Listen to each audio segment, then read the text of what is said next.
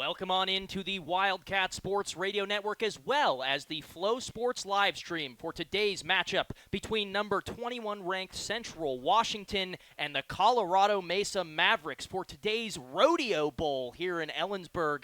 We are super excited to be back in the booth calling this game for this little summer game, and the Wildcats, who got bounced in the playoffs last year, really looking to finally make that big run.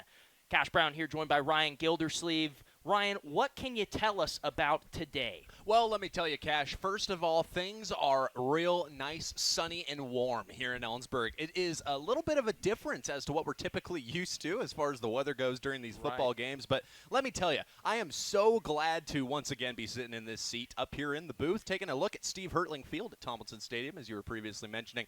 Cash, it's going to be a great game today. I mean, Colorado Mesa comes in here today looking to take really a big start to their season against CWU.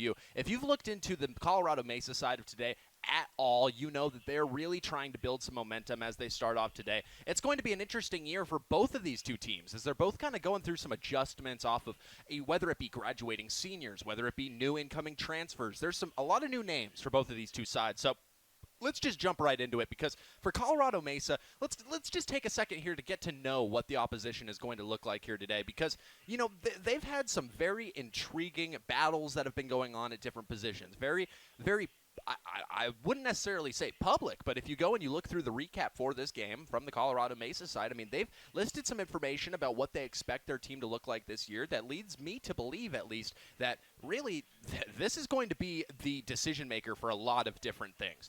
Let's talk a little bit about that here, Cash, because the biggest thing I pulled from it is regarding the game plan for Colorado Mesa. They're expecting to run a whole lot of run-pass options this year. Of course, that's something that we've seen popularized a lot more in modern football over the last, say, 5-6 years since the Eagles won that Super Bowl. But the big thing here to think about is the fact that the Wildcat defense traditionally has had a couple of spots that you want to leave as protected as humanly possible. The flats are what comes to my mind first, because in years past, we've seen receivers really be able to cut up the Wildcat defense, specifically that secondary down the field, if they're able to make it out through those flats. So that's something to watch here, of course, especially with the run-pass option and a lot of those passes likely being in the short to medium range. Now, another thing that I find to be interesting, every coach has a whole lot of confidence in their team. They really do. But for the opposition here today, a direct quote that they had written on their page was, quote, "We're not here to just go compete. We're here to win championships." That's right. They plan on winning the RMAC, which they also had labeled as the best D2 football conference. So it's going to be an interesting one. It's hard to disagree with that, really. Yeah. I mean, you think about Colorado Mesa last year, and they've really just gotten better each year over the last 4 years since the new head coach came in. And you know, last year they finished off with their best so far, the 7-4, and you take down the Colorado School of Mines, which hasn't happened, I believe, since 2021 for Colorado Mesa. It could have even been longer than that since they took that game. But yeah, very much true there, Ryan. They have a lot of aspirations this year, and rightfully so, because they really looked like they were coming into their own as a team last year. They have a lot of returners, like you said, some new guys, but a lot of returners, and it should just be a great game. Central Washington with a revamped roster in a couple of spots, losing a couple key seniors. Very, very tough shoes to fill. Obviously, you have Tanner Volk leave. Tyler Flanagan leaves, who was so dominant for us in the run game. Tanner Volk going on to go play potentially in the NFL as he was invited to the Seahawks rookie minicamp. Picked off Jalen Milroe for a pick six. I mean, that's always going to be a cool story to tell. So, yeah, a lot of returners, though. Slade Edwards really holding that line together at center. He's been doing it for so long, and he's really just one of the best centers in all of D2. You have to give him that. So, yeah, a lot of notable returners, but also some big shoes to fill on both sides, like you said. Yes, oh, absolutely, Cash. Now, another thing that I'm looking at as we come into today, as before we get into the keys to the game here, is the quarterback battle for Colorado Mesa. I mean, that has been so interesting coming up into this year. Of course, they received the transfer in Cole Hansen, who, of course, is listed right now as the number 2 quarterback on the system. Then they've got Amave. He comes in. He'll be their quarterback. He'll be their number 1 guy here today. We saw him last year a little bit coming in some of those interesting spots. As you know, Cash, what it reminds me of as I just go through and I read through the recaps here is You remember that battle that we had when Kennedy McGill came out and he made his name known, for one, but then he came out, headed up this football team, and has led them into really what I find to be a very promising day here. Folks, we're going to go ahead and send it off for the national anthem. When we come back, we'll have your keys to the game and, of course, your launch of today's action from Steve Hurtling Field at Tomlinson Stadium. We'll be back in just a moment.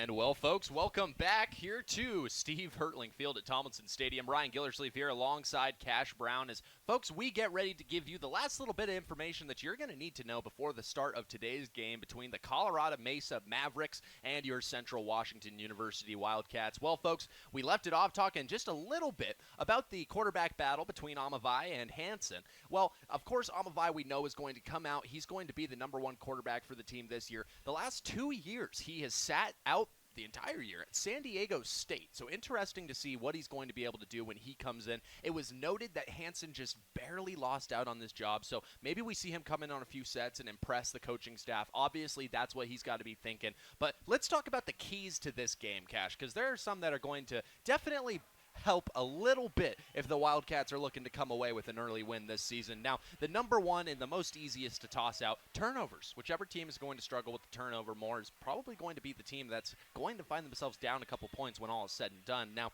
what I really wanted to talk about here, Cash, is the penalties. Last year, 65 yards lost a game, averaged by Colorado Mesa. If they're able to clean up their act a little bit here against Central Washington University, they may be able to put themselves in a position for success. Obviously, that's what they're going to be looking for. One way or another, I've got one last little bit to talk about. Central Washington, last year, not going to lie, there was something that kind of took away from a few moments, a few games that could have been won, a couple of drives that really needed a little bit of fire, if you will, Cash. Well, the kicking team has been revamped a little bit as David Weber comes in. He'll be the kicker for Central Washington University to start it off. And let me tell you, Cash, coming from Sevelen, Switzerland, I am very interested to see what the Swiss Missile was able to do. The Swiss Missile. And I like that. Let's folks, see him kick first before we go around giving him such epic nicknames. That was a nickname made up on the spot. Yeah, I hope you all enjoy it. Give you your flowers for that one. That was for you back home, Grandma. Now, for the running backs, Central Washington last year, of course, had the three-headed monster coming out of the backfield. This year, maybe the same deal, but there's going to be a couple of different names. Your number one running back this year for the Central Washington Wildcats is going to be Justice Taylor, as backing him up will be Bo Phillips. We're very, very intrigued to see how that running team is going to be able to carry your Wildcats here this year. Of course, coming off of being easily, far and away, the best rushing team in our division. Not only our division, but the entire conference. I'm not sure if there's a division to speak of there. But, yeah, Cash, one way or another, I am excited. I have had energy flowing through my veins all day long, and it's not just the caffeine. We are ready to go, and, hey, let me tell you, there's just about 5 minutes before game time. Let me ask you, Cash. Yeah. Coming into this year, of course, you talked about it. Last year, there was a rough first-round exit in the playoffs for the Wildcats, but they looked so incredibly good throughout the entire regular season. I have one question to ask of you today, Cash. Which team do you think leaves here with the time of possession in their favor? Just knowing the way that the Wildcats operate the game, it's very rare that the Wildcats weren't winning time of possession last year. The way that they operate on both sides of the ball, offensively, the Wildcats love the ground and pound. They love to get the ball into Kennedy McGill's hand. They remind me a little bit of almost like a Baltimore Ravens style offense. They love the options. They love the play action, but they love to hand the ball off. Yeah. And Justice Taylor, who I believe suffered from some injuries last year as a setback, really didn't get involved in, like you said, the three-headed monster, but the running back room opened up. I'm glad to see Bo Phillips getting that second spot. We loved what we saw out of him. He was just a freshman last year, but when he got his touches, he did very well. So excited to see what the Wildcats can do here today. I do think they come away with the time of possession just because of how dynamic they are at running the football and how much they value time of possession and how much they value being the ones who control the pace of the game. So we'll see if Colorado Mesa has an answer for that. They very well may. It was a close game last time as CWU came away with a 28-12 win. That one was in Colorado Mesa. So the Wildcats definitely not feeling overly confident by any means. This is certainly a team that can give you trouble. We saw it last year with Colorado Mesa, and we'll see if the Wildcats can pull it off here. Yeah, I mean, there's a lot of questions coming into this year, but there are a lot of very hopeful answers that I'm sure are going to come out of this game. I am more than excited, and let me tell you, Cash, I mean, one thing that we were looking at as we were kind of going over the rosters over the last little while is just kind of the returning players, who we have that is coming back, and who we have that's going to be able to fortify everything. Let me tell you, folks, from where I'm looking right now, I see the family of Slade Edwards wearing some sweet custom unis with the number 51 and his name there on the back. I am so excited to see what this O-line is able to do this year. They set up quarterback Kennedy McGill so well for success last year, and of course that three-headed monster we were talking about with the split running backs. I am very, very hopeful to see what happens there today. Excited to see it, and quite frankly, Cash, we should probably mention this before the game starts up. You're 44 this year. You're number 44 for the Wildcats, the leader of this defense, and slotted in at safety this year, Chase Colson. What a prestigious honor, especially coming off of the back of the former wearer. Tanner Volk, yeah, he made a special appearance to sort of give that jersey to Chase Colson, who is definitely deserving of that. Kennedy McGill out there as a captain. Slade Edwards, who made the switch to number 54 this year.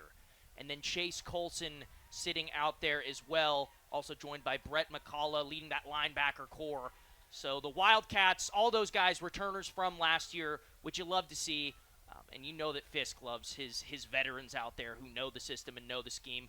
Talking a little bit in his press conference about how there may be some things they need to smooth over with so many new guys. You look at a pretty revamped defensive back core. So on the defensive side, the Wildcats with Jalen Owens, who's from around. He was playing a lot last year. Jalen Weber, who also played. But then King Williams, kind of a new guy we haven't seen a whole lot of yet.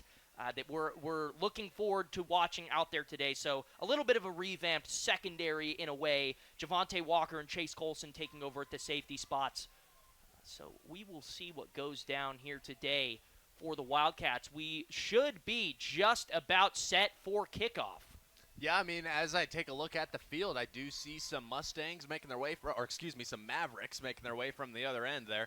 Let me tell you, Cash, there are so many mascots and so much juggling to do before this year gets started. There's a lot of college football teams with a not very creative. Well, and I mean, it's also interesting to me because it's like, how many different names for horses do we have? You know, there are quite a few. At this point, how many more are we going to find? Next week, it's like we got the Colorado Clydesdales coming in. I mean, I don't know.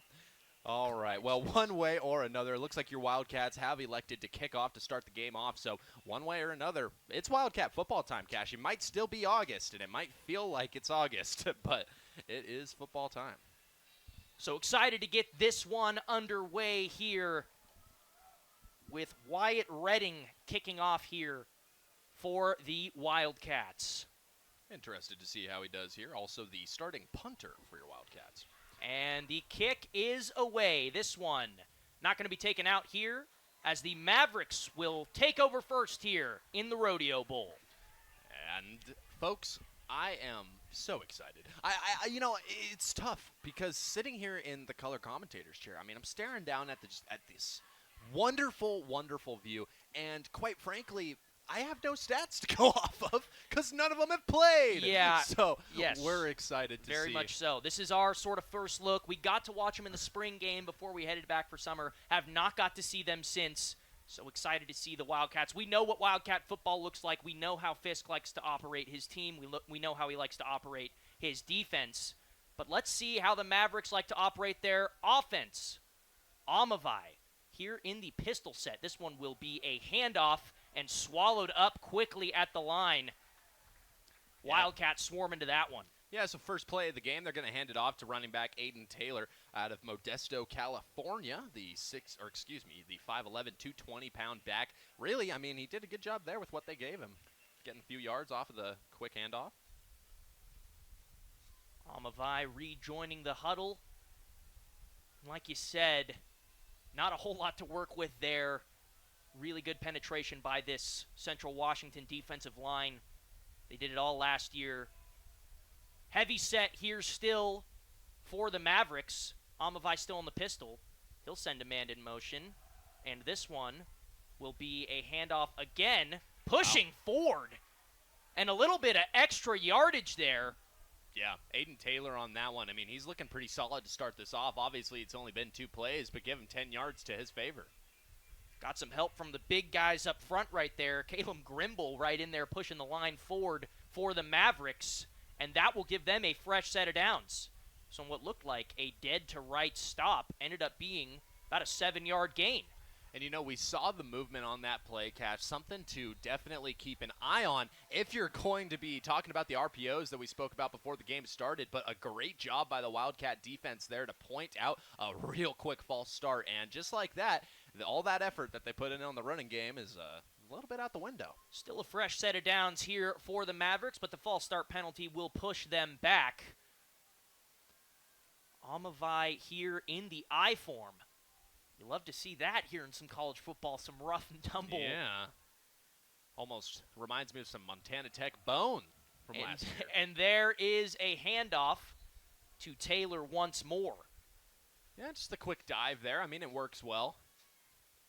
Interested to see if we see a multi-back set for Colorado Mesa here today. It seems like the way that they line up there with the pistol and then, of course, with the formation that they just rolled out. I mean, they must be ready to get that ball shoveled off to just about whoever they've got in the backfield.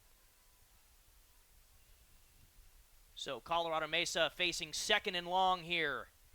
The Mavericks looking to keep this drive moving down the field. Amavai under center again. Taylor's in the backfield. The ball will go to him again. This time a little bit of a crease, but quickly swallowed up at the 2nd level. Chase Colson in there on the action. Yeah, like you mentioned there, Cash, there was definitely a little bit of a slot for him to make his way through. He found it, but a good job by the Wildcat defense to react and to close up that hole before it turned into something too bad.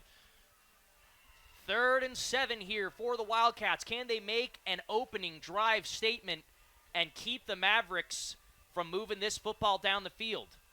Amavai going to come out in the shotgun here. He's got a 3 wide receiver set. He's also got Miles Newble, the backup running back, to his left. Amavai dropping back. Pressure getting to him quickly. He'll roll out and find a man on the comeback route. Great placement there and just found the gap in the zone for the first down. And the Mavericks will keep the chains moving and keep this drive alive as they head into Wildcats territory. Yeah, not what you were expecting or necessarily wanting to see from the first Wildcat pass attempt, or excuse me, from the first Colorado Mesa pass attempt against this Wildcat secondary. But one way or another, hey, like we said before the game started, we've talked about there being some growing pains that are going to be evident with this team. I think that as of right now, I mean, just making sure that the coverage is there and the coverage is solid might be the top of mind. Amavai here in the shotgun. This one handed off up the middle and quickly swallowed up again. Looking like some stout run defense from the Wildcats so far, as they have not been able to establish a very consistent ground game. Yeah, what's new here, Cash? I mean, last year, your Wildcats just not letting anything go as far as the run game was concerned. They almost seemed like they picked just one specific facet of the offense and said, let's lock it down on the defensive side and let's kill it on the offensive side. Interested to see what the offensive set looks like for your Wildcats post this. And here are the Mavericks, a 3 wide receiver set. They've got a tight end lined up offset. In motion is Newble. Amavai will drop it off to Newble on a quick little swing pass that will go nowhere, and the Wildcats wrap him up behind the line for a loss of yards on the play. Yeah, and it was a rough snap there for the quarterback in Amavai. He had to kind of take a step with it, and then he had to make the quick toss out to his right. You'll see there on the replay that the receiver had to jump back a bit. The Wildcat secondary doing a good job of making sure that that lost yardage doesn't become a bigger gain. So here is Amavai. This one sort of a spread set here as there are 4 wide receivers. Here is Amavai taking the snap. Pressure's getting to him quickly. This time not able to escape, and the Wildcats corral him down behind the line for a sack. And just like that, Cash, it's 1 in 3, the current percentage of Wildcat sacks on pass attempts. Their 3rd time that they look to chuck it today, they're going to get taken to the ground, and that's that Wildcat defense. I mean, you talked about it a little bit before the game started. The coaches obviously selecting captains from each of the major groups. This is a Wildcat linebacker core you do not want to be on the wrong side of. And here is Sullivan Moon to punt this one away for the Mavericks after the drive stalls. This one really short and high, and it will not take a favorable Mavericks bounce, and it will set the Wildcats up in great field position at the 28-yard line. Yeah, just like that, we finally get to get some answers to the questions that we've been holding since back in the spring here, Cash. I mean, it's been a while now, maybe 3-4 months since we were able to see this team suited up and playing on the field. And, of course, they were going at their own throats that time. So interested to see how they're able to work, see how cohesive this team is, and once again, to be able to witness a Kennedy McGill Wildcats drive. They come out in the pistol to start. Kennedy McGill at the helm. And Justice Taylor behind him here. This one, a handoff to Taylor. His first carry of the season will go for about 2. Good run defense from the Mavericks there as well, as they don't allow him to get very far. Maybe a gain of about 3 or 4. Yeah, 3-4. Did a good job of getting that right arm forward, of course, as he started coming down towards the ground. I mean, we talk about this so much, but being a running back and being able to get those extra yards is so important. And it seems like the Wildcats, with having as developed a running game as they do have, they seem like they've got that one figured out by now. Here is McGill, 2 wide receivers to his left. This one will be handed off. And forward again for about 2 yards. Justice Taylor again. So Justice Taylor today donning the number 5 for the season. Of course, the backup running back, Bo Phillips, wears number 14. And Kennedy McGill, big number 17 there behind center, if you're trying to keep an eye out on your favorite player here today. Looks like the Wildcats may have a 2 running back set here. And they do. Oh, my. Both Justice Taylor and Bo Phillips to either side of McGill. 2 wide receivers to his left, 1 to his right here on this 3rd and medium. Calling something out before the play starts is Kennedy McGill. Here is McGill. He will drop back to pass. And he will tuck this one down and run. Yeah. Kennedy McGill showing off what he does best, improvising and getting the first down. Didn't like what he saw downfield, tucked it and went right up the gut for a Wildcat first down. And as we turn to the replay, make sure to watch here. It really isn't that big of a seam that's left for him right in the middle there. Of course, the Wildcat offensive line, like we've been saying, doing a great job, but he just really does so well at creating separation, especially on those short little rushes. So good job, Kennedy McGill. We're glad to see you once again. Here is Kennedy McGill. Justice Taylor in the backfield with him. In the shotgun here, this one will be play action, looking deep, and he's got a man wide open, and that is a Wildcat touchdown.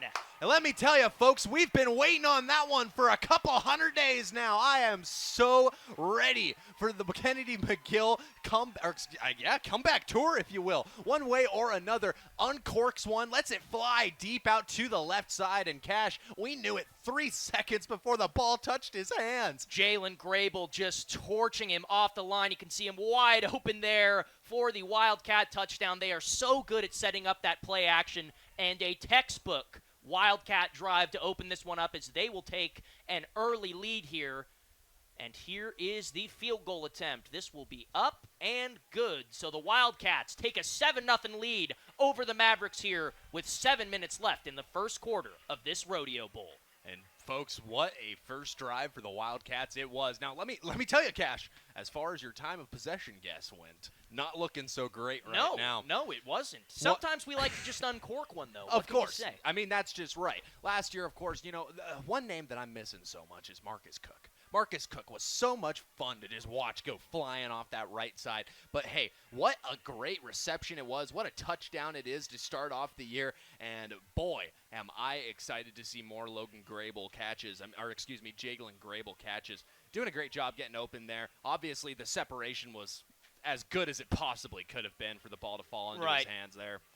Right, yeah. And Coach Fisk talking a little bit in his press conference before this, talking about how this is kind of a revamped wide receiver core. You lost Darius Morrison, you lost Marcus Cook, but he's been really impressed with how this new wide receiver core has looked, showing it off right there. Jalen Grable, obviously not a new face around here. We've seen him plenty before, as well as Logan Brady. But we'll be curious to see how Mason Jurgens and Samaj Featherstone fit into this offense. But like we said, a run-first offense from the Wildcats, but sometimes they like to uncork that. Here comes the Wildcat special teams. And so once again, to boot it away will be Wyatt Redding. Of course, he was able to put some thunder into that first one there. Knocked it through the back of the end zone. And what a time it is to be back. Folks, if you're a Wildcat fan watching from home, we are excited to see you here at Tomlinson Stadium, starting up once again next month on the 20th of September. Your Wildcats come back, and it'll be the first home game with everybody in their dorms. So we'll see. This kick is up and away. This one also will not be returned as he takes a knee in the end zone. So the Mavericks looking to right the ship here and respond to the early score from the Wildcats. We'll see what they try to dial up on the offensive side of the ball. And you have to be interested as to how they're going to be able to get their wide receiver core involved here today. Obviously, we've only been able to see, one of 3 passing plays really not go successfully for Colorado Mesa. So we'll see if they're able to uncork it, let it fly a little bit longer. Maybe they've picked up a couple of notes off of what they just saw on that last drive. One way or another, I don't know if the running game is going to be what you want to keep going back to against this Wildcat defense. Well, they will certainly try as this handoff again to Taylor, and he is swallowed up right around the line. And that one will set up a 2nd and about 8 for the Mavericks. Just under 7 remaining here in the first quarter of action. Folks, if you've just tuned in, of course, I am Ryan Gildersleeve alongside Cash Brown. Thank you for joining the Wildcat Sports Radio Network and Flow Sports with your broadcast here today. So here in what is a strong set from the Mavericks. And Amavai under center. This one will be a play-action pass. Got some routes developing downfield, and he'll try to find one. Not in the right spot. That one was intended for Trek Keyworth. Just a little too far in front of him. Good coverage there by the Wildcats secondary. Yeah, that's a tough one for Keyworth there if you're watching the replay there. I was for a second. One way or another, just kind of goes flying off in the wrong direction there. The wind is something to keep in mind here in Ellensburg, Washington. If you are watching from Colorado Mesa, let me tell you, it is not necessarily a super windy day out here today, but the Windy City is what they call us if you are in Washington State I don't know maybe if that's in Kittitas County. World-renowned. Here is Amavai, and this time pressure on him again, but he'll dump this one off to Taylor, who tries to lower the shoulder through a Wildcat defender. He will get forward for a few more. Yeah, and if you're the head coach for Colorado Mesa, you got to be really happy with your quarterback on that one. He had a hand on the back of his of his pad plate, if you will, watching the replay here. Hand goes on. He makes the quick toss forward. Number 15 brings that in, and Aiden Taylor just like that. Great extra effort from Taylor there to get the first down for the Mavericks. Starting to look more and more like the offense is going to run through him, Cash. And here is Amavai in the pistol set. Taylor's behind him. This one, a handoff again to Taylor, who tries to bounce this one outside. This time he has a little bit of room, but swallowed up, and a flag flies late there. Yeah. From the back judge. Looks like this one is going to be on the Mavericks. Yeah, if you're the Wildcats, you have to hope for a hold there. And that's what it'll be. And it will be holding on 68. Caden Butts.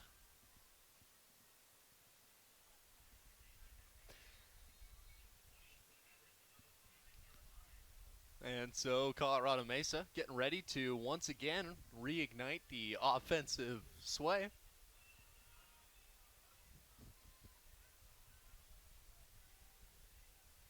So the Mavericks coming out here, Amavai in the shotgun.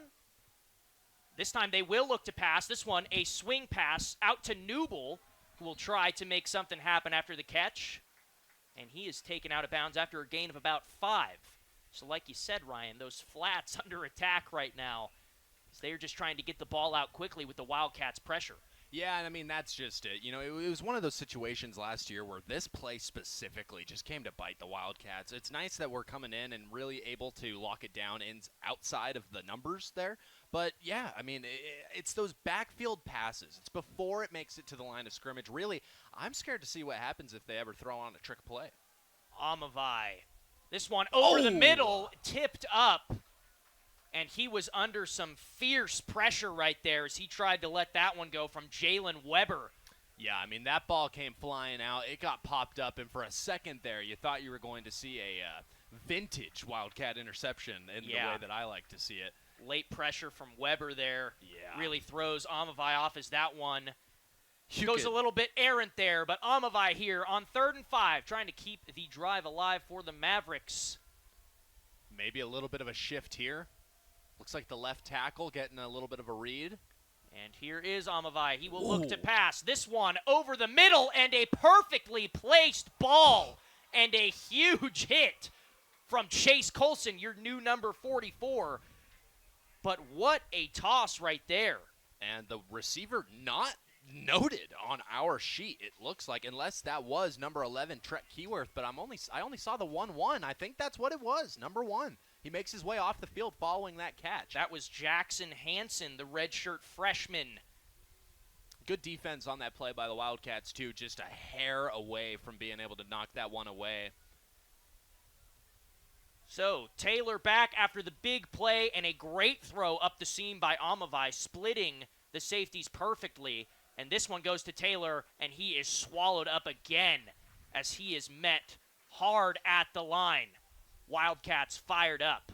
Some intensive blocking going on here. I do encourage you to take a second there and just watch how these two lines are clashing here. I mean, they've got a fight that's pushing up, 5 yards north of where the line of scrimmage was set. Yeah, great tackle there at the line by big Zeke Stefano for the Wildcats. And so now looking at about a 2nd and 8. So, Amavai here with a fullback apparently offset, as this one will be a play-action pass and into the dirt as he tries to find his wide receiver Colton Mills Younger there. The 6'2", 225-pound sophomore out of Wellington, Colorado. Wow. Listed at wide receiver. Very interesting. Seems to be playing more of a tight end role so far from what we've seen. Yeah. But regardless, he just could be a big, close blocking slot guy.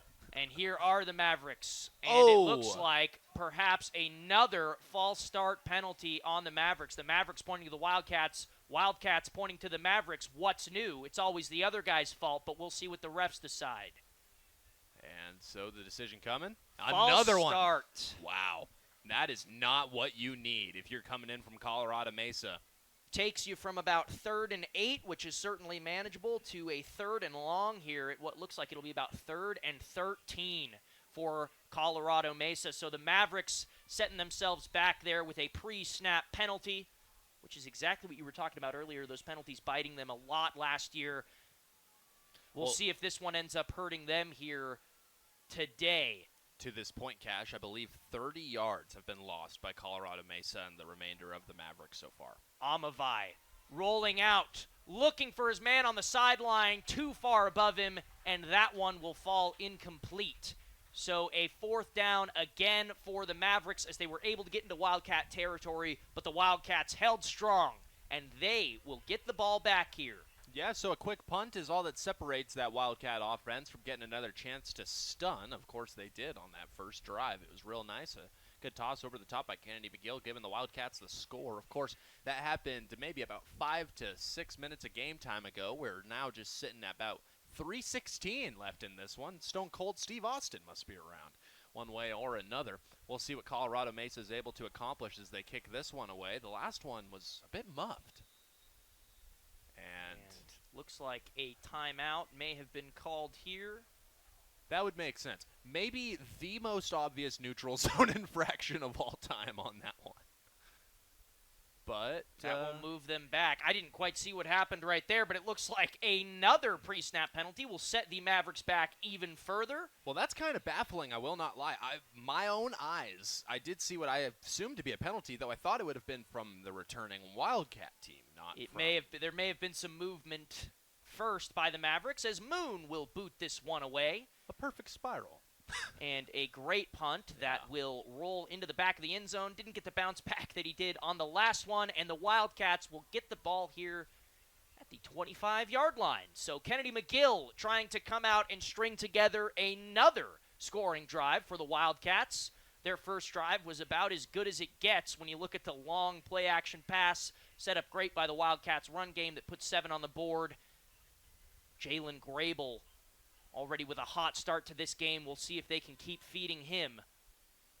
That we will. Interested to see how the rest of this goes. Of course, you've got the wide receiver core that we've spoken about a couple of times here today. Also, of course, our running backs that have so much here to be seen still. I want to see a couple more running plays, especially with this current set that you see the Wildcats in now with the two-headed monster there in the backfield behind Kennedy McGill. Interested to see if the nickname is one that's able to flow and transcend here, Cash. You'd have to imagine with the way that we like to operate our running backs. Usually you've got one who's a little more elusive that you can use once a defense is worn out, and one to just make their lives miserable. I assume that's the old Justice Taylor-Bo Phillips combo there that Fisk loves. Last year it was Flanagan and Daniels. So we'll see if the scheme continues to work here for Fisk. It did on the first drive. Yeah, it was an interesting one, too. Kennedy McGill showing to really enjoy his play-action opportunities so far here today. We'll see if we see many more. You do like to see the signs that he was showing already as far as this game has gone, running up the gut on a nice play-action read, and then, of course, firing it home for the opening touchdown. 3:14 remains. The Wildcats coming out in a different set this time. They'll send double movement. Lloyd Hammer and Malloy in motion across the line, moving those tight ends.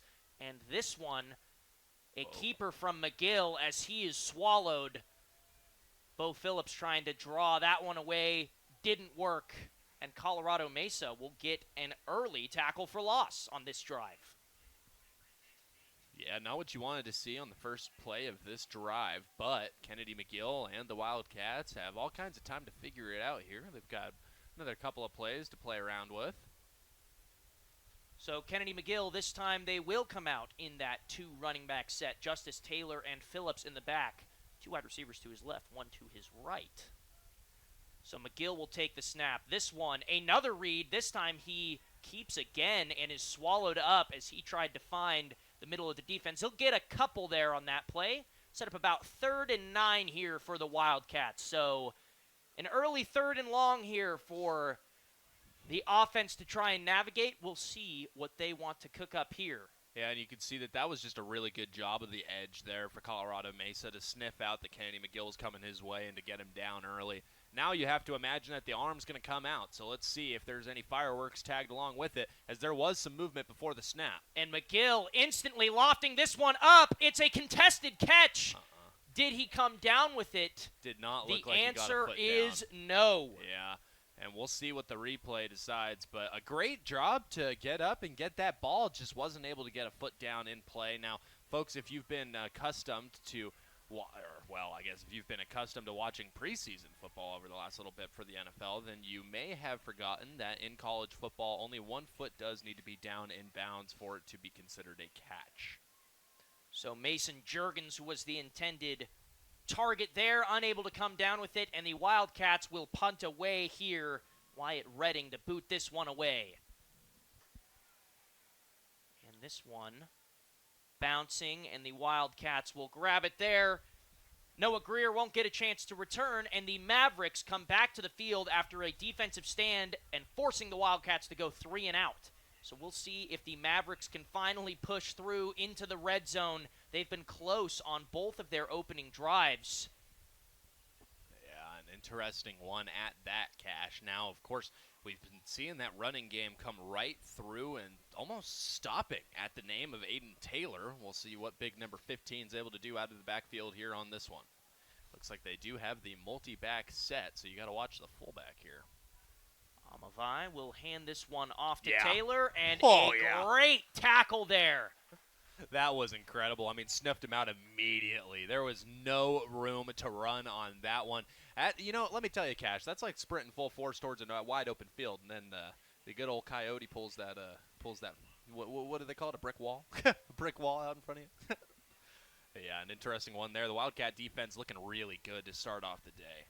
Great play there from Tyler King, who came off of the edge there for the Wildcats.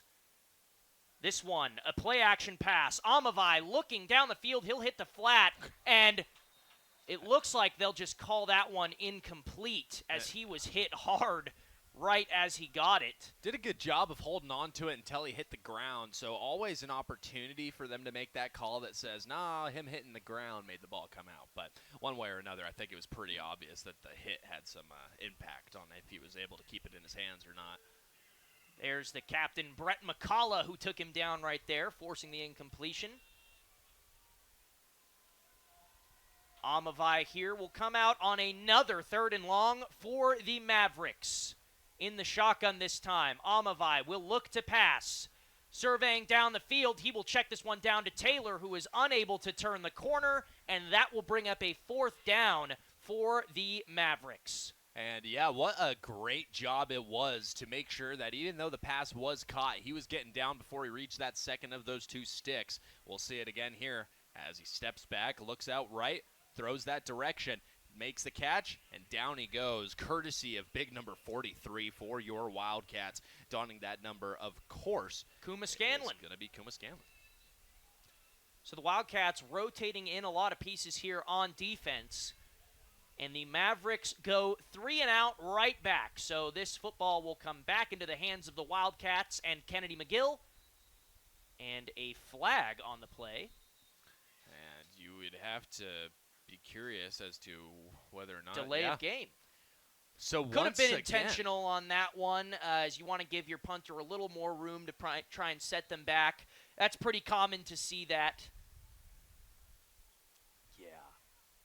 It was an interesting one, Cash. I'm intrigued to see what the penalty numbers look like at the end of this one because now the trend is not looking great. Yeah, you definitely – that's exactly why you do that. That's a great down right there, and it'll set the Wildcats up. You just want to give your punter a little more room to work with. We see that a lot, the intentional delay of game right around the 50-yard line. It's kind of an awkward spot for a punter to try to get the ball really choked up in there, but a good job fielding that one by the Mavericks special teams. And the Wildcats will trot onto the field at their own 12-yard line. So some work to do here as we get into the waning seconds of this first quarter. That's right, Cash. Just about 30 seconds left. And, hey, let me say, watching these kicks go out of bounds, it's making me think, where's the line at? Try. As now nice your Wildcats get ready. Here is Kennedy McGill in the shotgun. They will open up with a pass. This one caught And staying on his feet is Ty Snyder. Yeah, really good job of bringing that one in, losing the first defender, and then making his way maybe a step forward before he goes down to the second and third. So just a little quick hitch route there from Ty Snyder, bringing that one in easily, making the first man miss and getting a few more for the Wildcats. Gain of about 5 on the play, and this will most likely send us to the end of the first quarter. Unless the Wildcats get antsy and want to run something else. They will not. They will come to the sideline, and we will send it off to a break real quick here as we come to the end of the first quarter. Your Wildcats up 7-0 here in the Rodeo Bowl.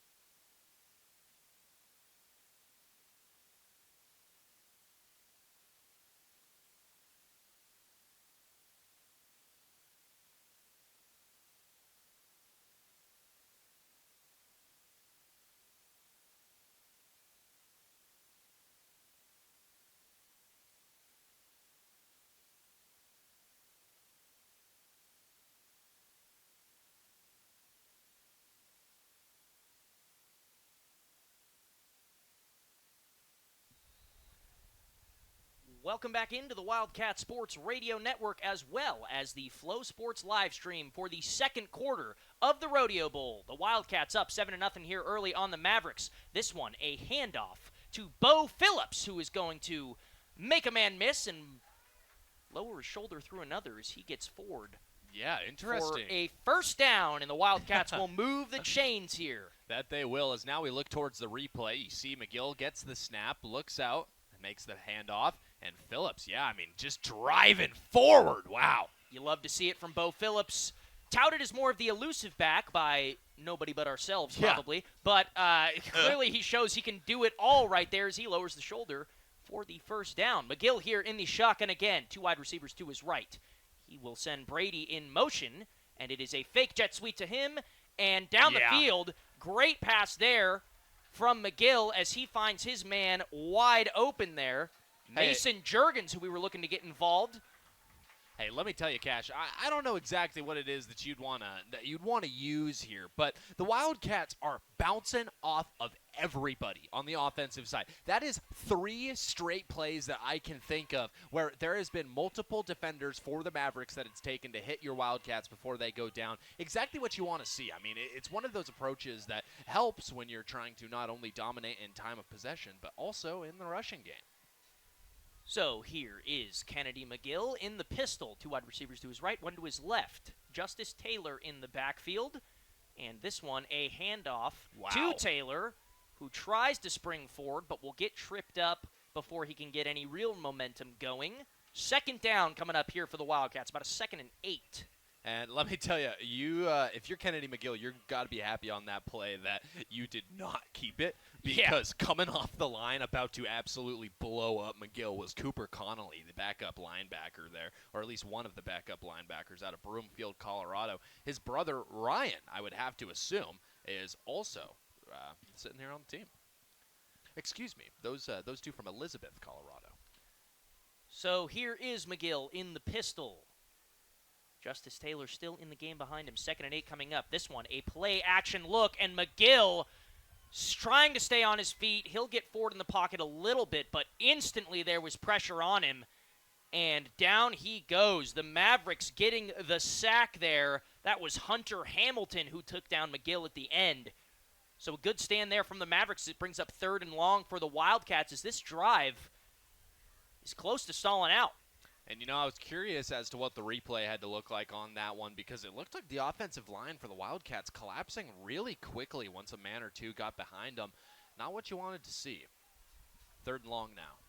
3 wide receivers to his right. Here is McGill. That will most likely be a false start on the Wildcats. Maybe neutral zone infraction, but I would put my money on a false start. They will talk it over. Yeah, it was on Connolly, who was just mentioned. He was one of those guys that, of course, came off the line way faster than you would expect, especially if you're man in that left tackle spot. Well, they will call neutral zone infraction. Well, you know what? Good thing I'm not a betting man because I would have lost right there. So they will call a neutral zone infraction on the Mavericks. And it's interesting, Cash, I will say, because, I was watching that last way that he was able to break off the line, and I was like, wow. You were really fast getting back to McGill there. One way or another here. 3rd and a little bit more manageable. Maybe 7 away. 3rd and 7 here. We'll call it for the Wildcats. 2 wide receivers to either side of McGill here. Justice Taylor in the backfield. McGill takes the snap. And he is surveying the field. He is going to just pull this one down and try to make something happen with his legs. He will get close to a first down, but not right there. We'll see if Fisk and company want to try and go for this one as it is 4th and short, and they will go for it in the hurry-up offense. So here is McGill in the shotgun again, not changing anything about the formation or the Wildcats. And not a lot of time to think about what you would have changed or done differently on that play. And it looks like they are sending out the punt team, trying to catch them off guard, as now running back to try and receive this punt will be Gibson Leafgreen, who has not been back there for them so far today. And this one booted away. Leafgreen calling for the fair catch, and he will grab it, do his job. Way to respond there for the Mavericks, and they will trot it onto the field at their own 20-yard line. Yeah, one way or another, we're going to send it off to a quick break. Be back with you in just a moment.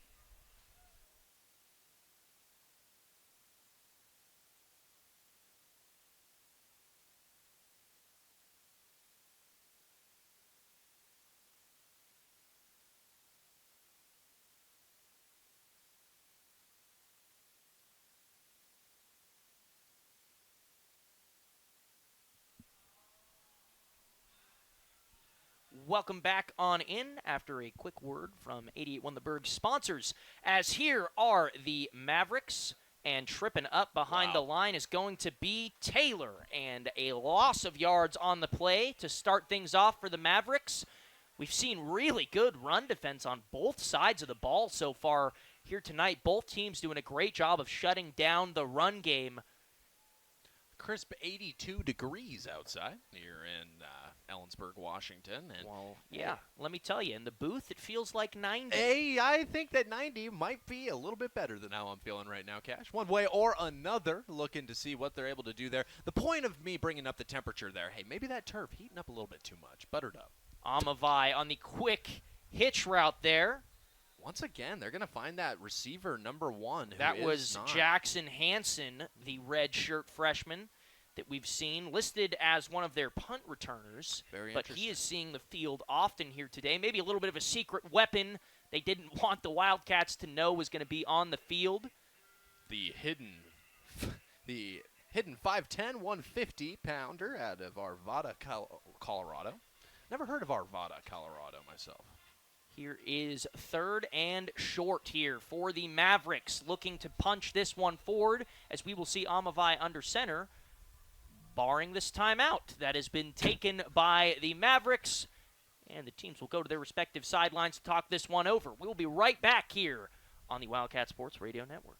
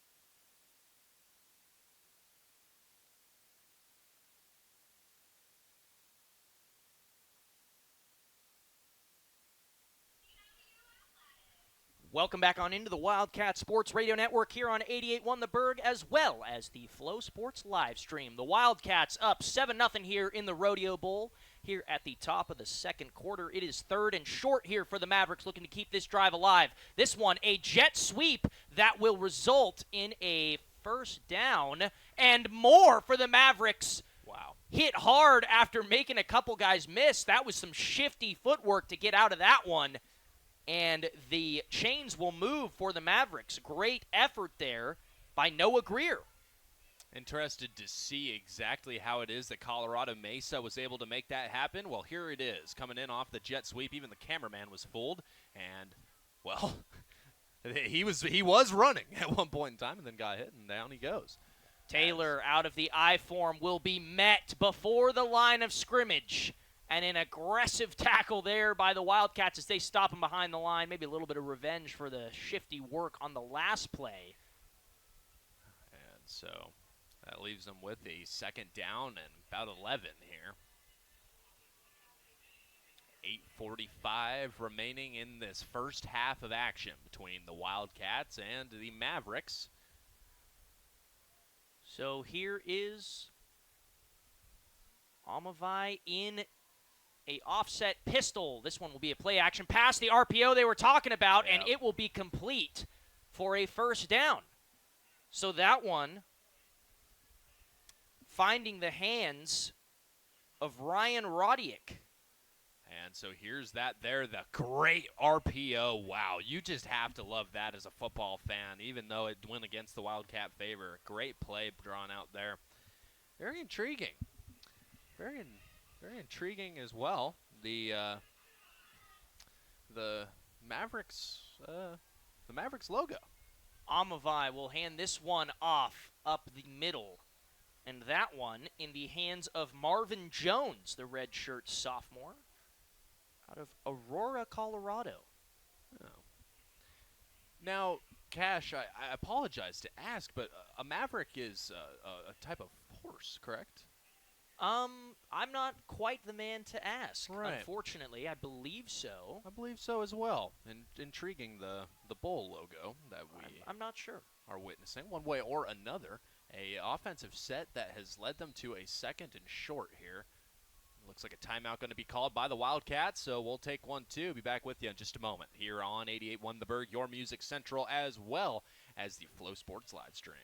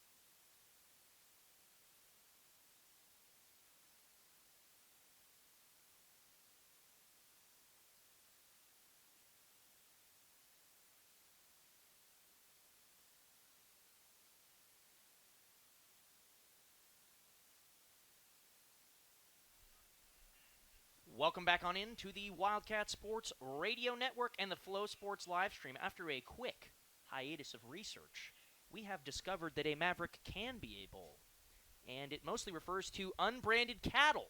Very intriguing. So that answers that. Thank you, Google AI overview. So a bit of a feral cow, one could say. I don't know if it necessarily means feral. No. Unbranded, roaming free. I see. I see. Free range. Free range. Grass-fed. As now coming out once again are both of these two teams as the Wildcats look to be the one to heat up the iron here tonight. I think, yeah, it's fitting for the Rodeo Bowl. Hey, and the branding. Yeah, well, I suppose. Here is Amavai under center in the I form. This one, a play-action pass. Looking to the flat, he will find his man, and that will be caught. By number 42, it so appeared. Not sure, but yeah, Colton Mills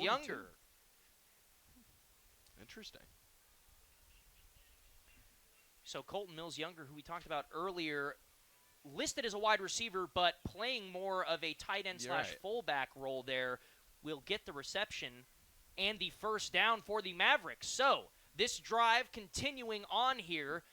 This is sort of about the spot on the field that the Mavericks have stalled out in the last few drives, looking to break that chain here. And this play-action pass is going to be tossed up in a great contested catch brought down by Trek Keyworth. So just finding the blind spot in King Williams' coverage there. And a great that's just called trust in your man right there. That's a whole lot of chemistry and a whole lot of summer ball these two played together to get that one to work out. He's just trusting his man to make a play on that football, and he does. So here is Taylor in the backfield in the pistol set now. And swallowed up. So the Wildcat defense saying no more of that. And with that, I believe, Cash, after letting one up on that last play, that was King Williams. That was King Williams in there coming off his corner spot. You love a physical tight end. Maybe a little bit of help there from the D lineman. You mean Labario Mays. The King's men? Wow. Yeah, I like that. Yeah? I like that. The King's men. As Amavai, this one, a little wide receiver screen there to Jackson Hanson, who we've seen been really involved here in the Mavericks offense so far. Jackson Hanson. You have to imagine if there's any, you have to wonder if there's any relation to Cole, the backup quarterback. Oh, perhaps. So third down here coming up for the Wildcats. It is 3rd and 9 here for the Mavericks. This, again, a little further than they've got in past times, but they've stalled out here in Wildcat territory the last few drives, trying to break the curse here. We'll see if Amavai has something cooking up. He will throw this one over the middle, and it is caught and spinning down and reaching forward just shy of the first down. Got taken down by Colson, and that was a real quick discovery that the man had the ball in hands, and he took him down. Watching the replay here, you see the step back, the toss forward, and down he was immediately. I mean, he was glued to his hip. Turpin really trying to reach that one forward, just not quite getting there. And the Mavericks will stay on the field, trying to keep this drive alive here in Wildcat territory. They are going to come out in the I form. There's Colton Mills Younger lined up at fullback. The handoff to Taylor, who's going to try to get there. Did he? It looks like they say yes, he did. Yes, he did. So the Wildcats just not able to stop the momentum of Taylor as he gets forward and keeps the drive moving for the Mavericks. Oh. Maybe a little bit of a missed face mask call there. That's an interesting replay. That's hindsight 2020 right there is what that is. We'll be happy with the first down. It's now 3:50 separate these two teams from their halftime speeches. You'd have to imagine that for the Wildcats, it's just going to be Coach Fisk letting them know. I mean, hey, tighten up on the defensive coverage on those outside receiving tries like that right there. Noah Greer there on the quick pass, unable to get forward for a whole lot. It looks like it will be no gain on the play. Maybe even a step back, it appears. A loss of 2 yards on the play, so second down and about 12 here for the Mavericks. Very intriguing indeed here. Here comes Amavai here in the shotgun. 2 wide receivers to his right, 1 to his left. It's Greer alone. Sort of an island matchup out there to watch. The play action pass. This one tossed up against Williams again. This time, Williams having none of it. Yeah, I mean, he was just in the right spot that whole time. As the replay comes on, you'll see the ball almost looks like it bounces off. Sorry, that was not King Williams there in coverage. One way or another, the defender there watches the ball. I mean, I guess he wasn't watching it. You'll see what I mean in just a second here, as it's going to bounce off the back of his helmet there. That was Chase Colson, big number 44. Yeah, just like that. I mean, that's the way that you want to hold yourself, being in the right place at the right time. Now with just under 3 minutes remaining, the Wildcats looking like they've got an opportunity to hold them out. I mean, they just had a 4th down opportunity that they, of course, converted on. Now 3rd and very long. Amavai here finding the out route, but collapsing on that quickly were the Wildcats, as they will swallow that up, and it will be 4th down. And yeah, the jump just slowed him down too much. If he was able to keep his feet planted on the ground, might have had a few more yards out of that one, but it looks like they're going to have to settle for 3 here if they're able to get that. Sullivan Moon, the 6'4", 200-pound kicker for Colorado. He's going to see if he can nail this one through. Hats off to Chris Dodson for a heads-up play there, stopping him short of the line, not allowing him to make another move. And here is Moon to try and put 3 on for Colorado Mesa. This one wide and left, no good. And the Wildcats will take over with 2 minutes and 19 seconds left in this second quarter. Yeah, Cash, now I am very interested to see if the Wildcats are able to use this last 2 minutes to their advantage. Now, before the game started, I talked about this a little bit. I asked you a very specific question, Cash. Now, through the first quarter of this game, if we're looking at the possession time for the two teams, the Wildcats only held the ball for 4 minutes and 11 seconds. Now, I can tell you this much. This is also a quarter in which the Wildcats have not held the ball for very long. They've had the ball, and they've done good things with it. Maybe not this quarter as much as last, but they are in a spot here where they've got an opportunity, of course, with this new drive to use the last 2 minutes, 19 seconds here to throw another 7 up on the board if they're lucky. So Kennedy McGill here with a split back set, 2 wide receivers to his right, 1 to his left. From my point of view, at least. I think I said that backwards. But here is a handoff that will go for a few and set up second and about 6 or 7 here for the Wildcats. Yeah, that was a good one there. I mean, it's that 3-man in the backfield set that we're talking about right here. You see McGill's got his man to his right. He's got he's got both men to right and left of him. One way or another, Justice Taylor and Bo Phillips doing a good job. Taylor received the ball on that that play, but interested to see just how much that 3-man backfield is going to come into play against other competition. I mean, this has been an intriguing one, very nose to the grindstone style for both two teams. Of course, the only time that we've seen an actual score out of either has been when they've turned away from that. So, intrigued to see if the Wildcats are going to uncork one, let it fly much, if at all, this season, this next series of plays. But, hey, as you see here, some very electric edition of pizza in your seatsa. Hey, let me tell you, folks, I'm not sure I've ever been able to see this myself. He's walking right up towards the booth almost.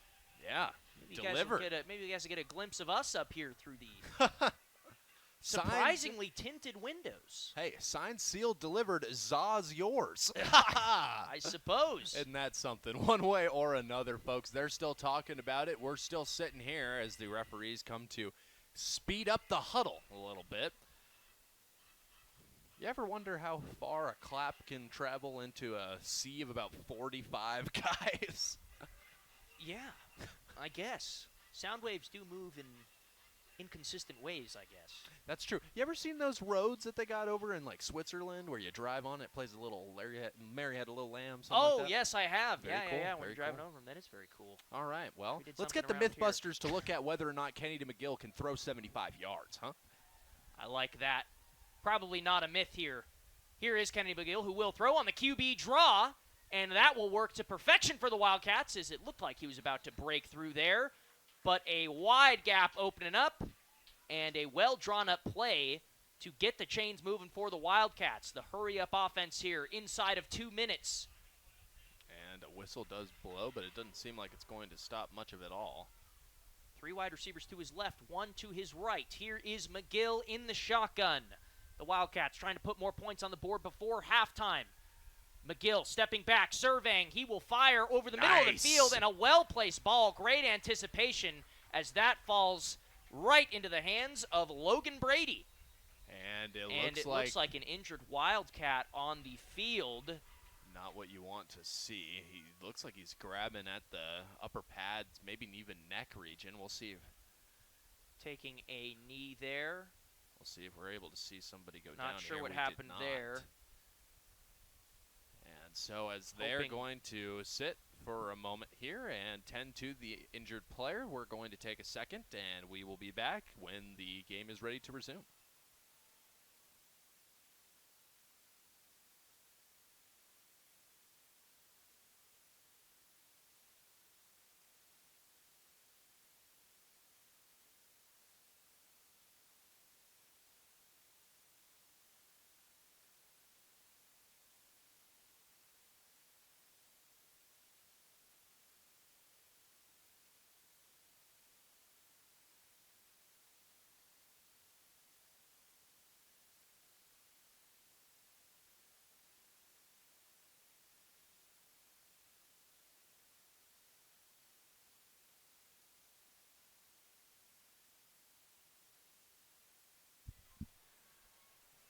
Welcome back on in to the Wildcat Sports Radio Network and the Flow Sports live stream. That was Slade Edwards there, who was down for the Wildcats, but he ran off under his own power, so hopefully just a bit of a stinger there, and hoping it is nothing serious. It certainly didn't look that way. Slade Edwards standing on the sideline now under his own power.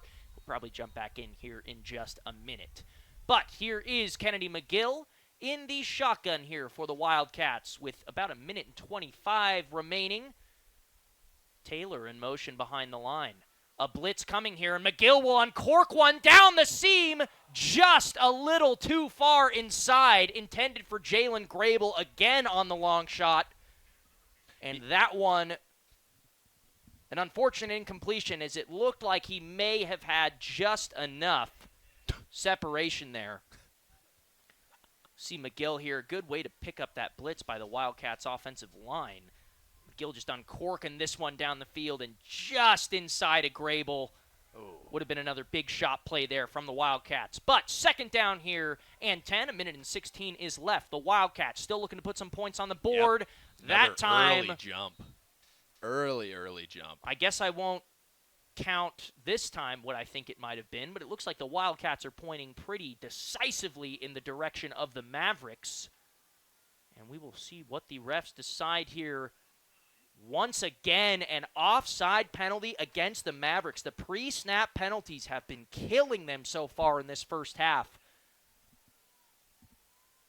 Yeah, I mean, we talked about it a little bit before the game kicked off, but it has been really something. So here is McGill again, a little bit closer to the end zone here after the offsides penalty. Ladies and gentlemen, I have some news to announce. Micah Parsons is a Seattle Seahawk. As now Kennedy McGill makes the pass there. It has been brought in by the receiver. Folks, that is some news that has just hit the line. It appears as though... you are incorrect, as he is traded to the Packers. Oh, but wonderful. Okay, way great. to get my hopes up for no reason at Love all. that. And here is Kennedy McGill in the shotgun. He is going to try and evade pressure. He'll tuck that football down, still looking to throw, and making some yardage on the play. Great moves from Kennedy McGill. It appears as though, folks, my Twitter feed has once again lost my trust. You got to look out for those Centel accounts, brother. Well, there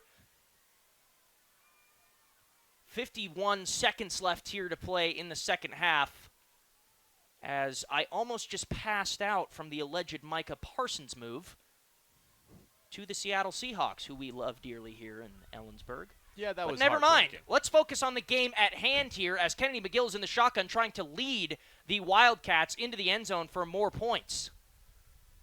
McGill surveying. This a screen pass that is picked off by the Mavericks. One man to beat. He tripped up, almost able to take that back for a pick six, and the errant screen pass is intercepted. So now 42 seconds are going to be left with for the Mavericks to work with here. A very good defensive effort on a very poor opportunity to get rid of the football. Let's see what happened here as Kennedy McGill steps back, makes a intriguing pass to say the least. Brandstetter with a really heads-up play there, reading the screenplay. Kudos to them for that interception, as it sets up the Mavericks with a chance to even this thing out, and just when it looked like momentum was swinging steadily in the Wildcats' direction, it is interrupted by that play.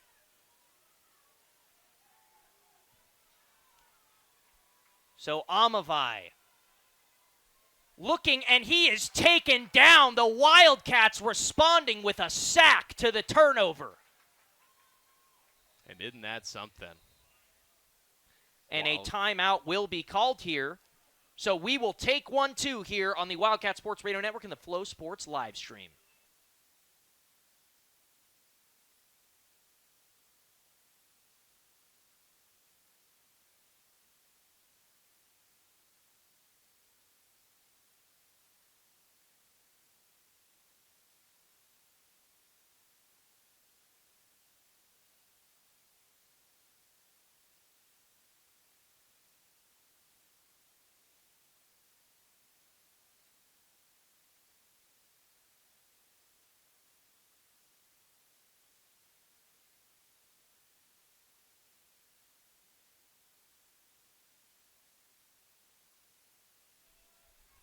Welcome back on into the Wildcat Sports Radio Network and the Flow Sports live stream. Cash Brown joined here by Ryan Gildersleeve as we are nearing the conclusion of this first half of play.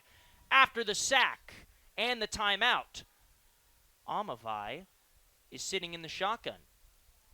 He will make some calls out at the line after looking over to his sideline, trying to dissect this defense pre-snap. And here is Amavai. He will throw, this time launching down the field at Williams again, and incomplete. So that one was intended for Trek Keyworth, who was not able to haul that one in. King Williams not letting that one get past him. So that will set up a 3rd and long here. And if they're not careful, they may have to punt this ball back to the Wildcats with not a whole lot of time left, but we'll see what they want to do here, if they want to just take this one to half, or if they want to try and get into field goal range, which seems the more likely option. As here is Amavai in the shotgun. It will be a handoff to Taylor, and he will be swallowed up right at about the 50-yard line. So no timeout taken here by the Wildcats. That will likely send this one to the half. And, I mean, more than enough time on the clock for them to work with there. You'd have to assume that that's the way that it's going to go. But they will stay on the field for the clock to expire. That's going to do it for the first half of action. Your Wildcats leading at 7-0. We'll see if they're able to add on to that or if the tides turn in the way of the Mavericks when we come back for the second half in just a little while here on your Central Washington University live stream, as well as 88.1 The Berg and Flow Sports. We'll be back with you in just a bit.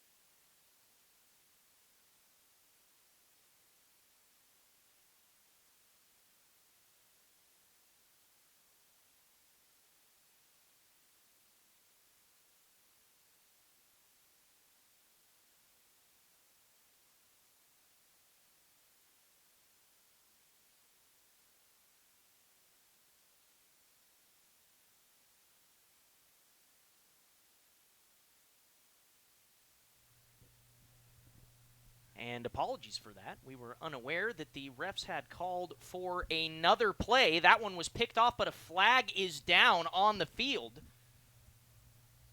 A little difficult with these headsets on to roughing the passer call on the Wildcats. This makes things interesting as they will get another play here. One untimed down here for the Mavericks. Will they try for the field goal, or are they going to go for it with their kicker, Sullivan Moon, who trots out onto the field? So in a shocking turn of events, the Wildcats' interception will not stand after 3 seconds was added back onto the clock, and the roughing the passer penalty will allow Sullivan Moon to come out and try a field goal. And he's going to be trying this one from about 51 yards out. out. The kick is up, and it might have the distance, but it did not have the accuracy, and that one will go far right. So this weird ending to the half is going to finally conclude. Yeah. So with the missed field goal from Sullivan Moon, he goes 0 for 2 on the day, and the teams will trot to the locker rooms. Apologies for that. We did not know that they were doing another time down. But regardless, we will see you guys. Cash. Hold on, Cash. They might come out for another play. They might. Who knows? One way or another. We'll see you in just a little bit.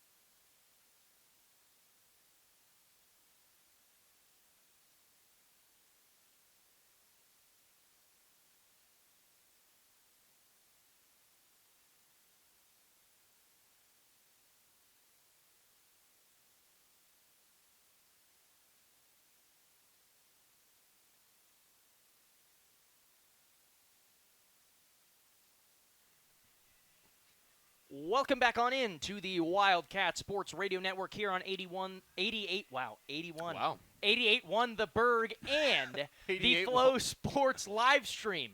Cash Brown joined here by Ryan Gildersleeve today for the Rodeo Bowl between the Colorado Mesa Mavericks and the Central Washington Wildcats at the half.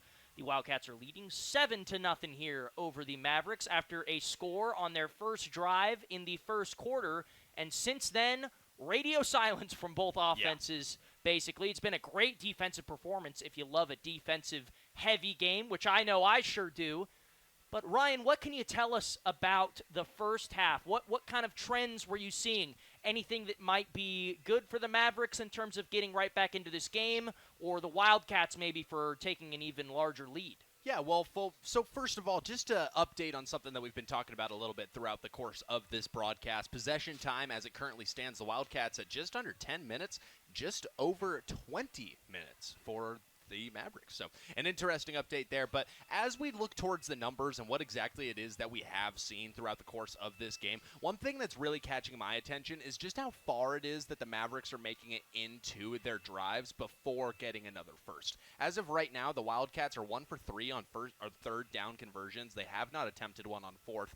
On the other side of things, 4 for 10 on third down conversions are the Mavericks, and 1 for 1 on fourth down. So really, I mean, obviously that comes along with just having the ball for a longer time. They're going to have more options or more opportunities, if you will, to get a first down, and they've been taking those opportunities pretty well. So another thing that is kind of intriguing is both teams, they've punted just about the same amount, 3 for the Mavericks, 2 times for the Wildcats. Like you said, both offenses starting to stall out a little bit as they make it further into the game. As of right now, one thing that's kind of starting to become more apparent, especially in the later stages of that second quarter, is that these defenses are really starting to push towards each other. Kennedy McGill's been sacked once. On the other side, we've seen 2 sacks by the Wildcat defense. There's been a whole lot of action by the punters for both teams, as we've already gone over. And, I think that really what there is to talk about here as far as Colorado Mesa goes, what their most standout statistics that I'm looking at right now is the fact that their passing game has been a lot more consistent, a lot more mixed. The Wildcat side of things is interesting as well. You've had 2 targets to just about every receiver, except for Ty Snyder, who only had that 1 reception and 1 target where he went for 6 yards. But on the other end of things, I mean, Colorado Mesa, their leading receiver, Jackson Hansen, with 46 yards as it currently goes. On the other end of things, Jalen Grable's leading the Wildcats with 51 yards as of right now. Rushing has been an interesting story, as of course for Colorado Mesa, I don't think anybody would guess any name besides Aiden Taylor. But for the Wildcats, it's been all Kennedy McGill all day. He's gained 39 yards today. And here's an interesting bit, Cash. The last little bit that I've got for you here at halftime. Justice Taylor and Bo Phillips for your Wildcats have combined for 14 yards. So not the rushing production that you expect or you would have wanted out of the Wildcats for the first half. I am interested to see how much, if not completely, that's going to flip heading into the second half. Yeah, you definitely have to imagine that it is on Fisk and Ferreter's priority list to get that running game in order, and I'm sure that the Mavericks have the same idea going into this. You want to get Taylor going on both sides of the ball. We got 2 Taylors out there at running back. You really need to get these running games established, as both of these teams have just really been suffering from stalling out in the – I mean, they're getting in to the opponent's territory, but they've just been stalling out when they get there. So the Wildcats, who will start with – getting the ball here in the second half, certainly looking to flip the script on how the run game's going, whether that's a conversation that they had with their offensive line or the running backs or probably both. We will see how they decide to try and come out and attack this Mavericks defense that has been, barring pretty much one play, very stout today. So now kick coming. Of course, that's one's going to be moved away by the opposition as the Wildcats kicked off to start this one off. It'll go through the back of the end zone, and it is Wildcat football time. So Kennedy McGill and the Wildcats will trot out onto the field to try and add on to this 7-0 lead here in the Rodeo Bowl. Mavericks defense taking the field. We will see just how the Wildcats want to try to open up this drive. Maybe they want to take the top off the defense, or maybe they just want to get back to that good old Wildcat ground and pound football. Maybe getting Kennedy McGill involved a little bit more on some designed QB runs. And, one other thing, Cash, to look at, especially as this offensive drive kicks off for the Wildcats, is the penalties from the other end. As of right now, 7 penalties against the Mavericks for 40 yards. Bo Phillips with a gaping hole and already more yards than they had combined in the second quarter. And, yeah, just like that. I mean, one head of the monster just goes flying up the gut. As you see the replay here, Bo Phillips takes the hit there to the calf, and the second time he went straight through him. Great play. Huge gap there from the Wildcats O-line as they will go right back to Phillips, this time trying to cut back across the field. Wow! He'll make another man miss, and Bo Phillips with some shifty work to get about 4 yards on the play. That's exactly what you wanted to see there. They are feeding him to kick this off, and boy, it's like they are trying to get him to grow here, Cash. And here is Justice Taylor checking into the game to take over the running back spot for the Wildcats. Bo Phillips checking out after a couple of impressive runs there. Trying to keep the wear and tear down, you see. Precisely. Here is Kennedy McGill in the shotgun. Justice Taylor to his right. Interesting to see if they get Malloy involved much. He's sitting there lined up on the left side behind the O-line. He was a very involved tight end last year with the Cats.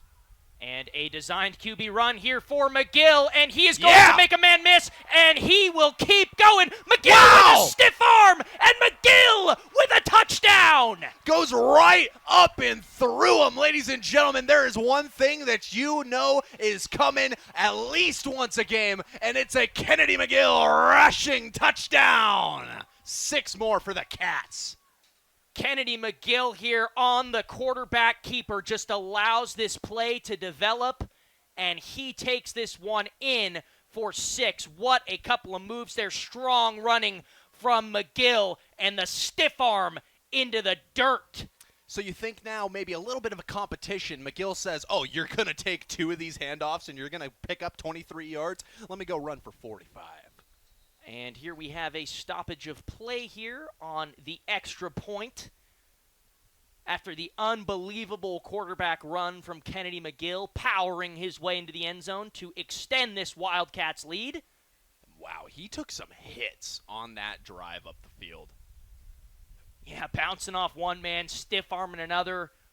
Shades of Beastquake in the building here today. And ladies and gentlemen, the play is under review, they say. Maybe trying to see if he stepped out around the 15-yard line. It looked like he was kind of ballerina balancing down the side when he was getting down there. We'll see what they are looking at exactly here. Wow. Could be a review. I'm certainly thinking it's got to be if he stepped out of bounds or not. Right around the 20 to 15-yard line. It definitely looked like he was tiptoeing, but I don't think I saw any foot go out of bounds. We will let them decide, and here's the replay once more. If you were listening and wondering what it is, here you can see the snap goes back to McGill. We'll see if we can find a moment where he might have touched out of bounds. The knee definitely never hit the ground as he just, wow, you can see the towel eject off of that man.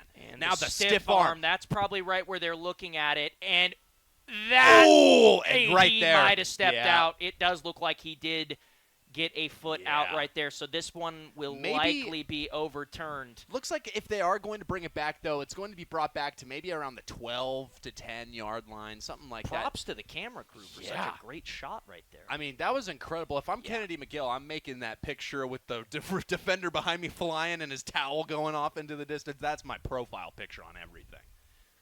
So what will likely be reversed here after a great run, regardless if he was able to stay in bounds or not. It did look like one of those toes found the white line. And we'll see if they have the same decision, of course. Up here just ahead of where we are, maybe a little bit to the left, you've got the referees that are in the booth as they decide to look over this information. Something very interesting to me, at least. Last year, we had the also useful Wildcats all just huddling around the coach giving the play with a towel up above their head. Now, a full black tent has been installed for the Wildcats to hide their plays from the opposition, so that is nice. Wow. Also, upgrades, nice if that's upgrades. Keeping players out of the heat that maybe aren't necessarily needing all that. As somebody who has experienced a heat stroke before. Not something that you want to be involved in any way, shape, or form. You've got to love the swag from Zay Jennings down on the sideline right now, repping the cowboy hat here for the Rodeo Bowl, sitting underneath that black tent. Yeah, I don't know if you guys can see him.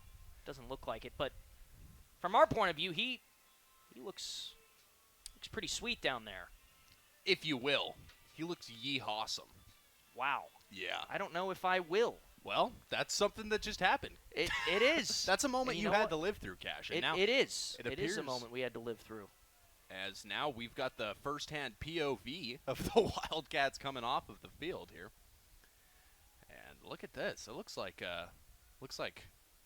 you guys are taking the field next.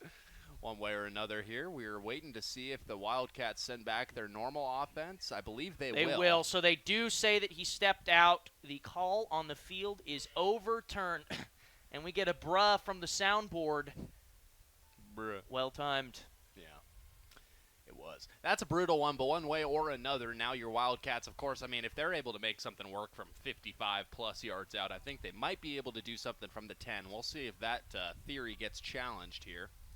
So Kennedy McGill stepping back out onto the field. Got to be feeling like $1 million after that run, regardless of stepping out. He is in the pistol, and Justice Taylor is behind him. Jalen Grable across the line. It was actually Bo Phillips who gets the ball, and Bo Phillips will be taken down behind the line. So a loss of about a yard on the play by the Wildcats, following that explosive run that was overturned.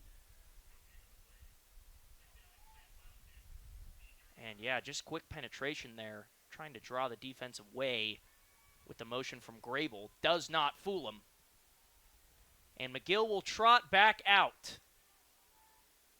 So here is McGill in the shotgun. Malloy and Lloydhammer in twin motion like we see so often here from the Wildcats. And Kennedy McGill keeping this one on a play-action pass. He's looking and misses his man over the middle on the crosser towards the end zone. That one high and away and incomplete for the Wildcats. Yeah, I mean, that was a play looking where for Grable right there. McGill just needed to get the ball out because he was staring down a whole lot of white coming at him there. I'll tell you that much. So, third down now here for the Wildcats, trying to keep this drive moving and get this one into the end zone. McGill in the shotgun, a 4 wide receiver set. He is going to take the snap. McGill surveys, trying to find some room up in the pocket. Yeah. He's moving, and he is in. Touchdown, Wildcats. Give it to him one more time, ladies and gentlemen. It's a Kennedy McGill rushing touchdown. So put that 6 right back on the board for the Wildcats off the back of Kennedy McGill here. And just finding a crease in the defense. Not liking anything he was seeing down the field. The coverage blanketed his wide receivers. But it did not matter as McGill doing what he does best, tucking that thing down and getting it in for the touchdown. A play so nice, it worked twice, Cash. You really do love to see that one. And the PAT is good, which means the Wildcats will go up 14-0 here on the Mavericks in the Rodeo Bowl. 12 minutes and 37 seconds remain here in the third quarter. A lot of game left, but the Mavericks needing to respond here. Yeah, I mean, they're going to need to get up on the horse and ride, even though that may be a little bit corny here in the Rodeo Bowl. They're going to need to get their way downfield quick if they're going to want a response. The Wildcats really right now are just not letting anything get held back. They're coming at them just straight at the throat. And one way or another, folks, both teams now will retake the field as the Wildcats will boot it away. Thank you for tuning in today. This is, of course, your Wildcat Sports Radio Network. Ryan Gildersleeve speaking, as well as Cash Brown. Thank you for tuning in, whether it be via 88.1 The Berg, your Music Central, or the Flow Sports College live stream. So here is Reading to kick this one away again for the Wildcats.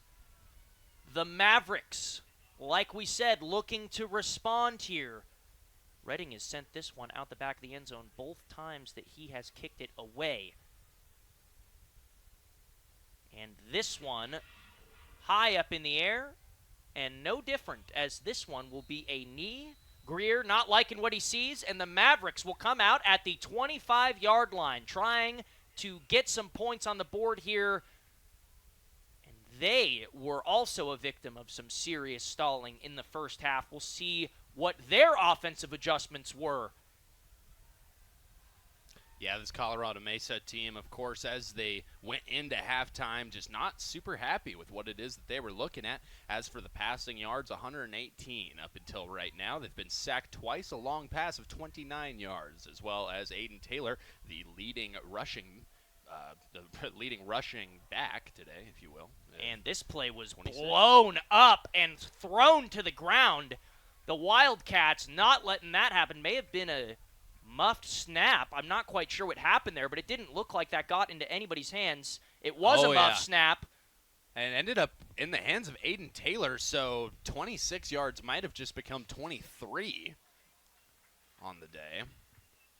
So Amavi unable to keep that snap in his hands, and on the muffed snap under center there, they will lose 3 yards. So looking to rally here are the Mavericks. Play action pass and a quick toss over the middle that is deflected.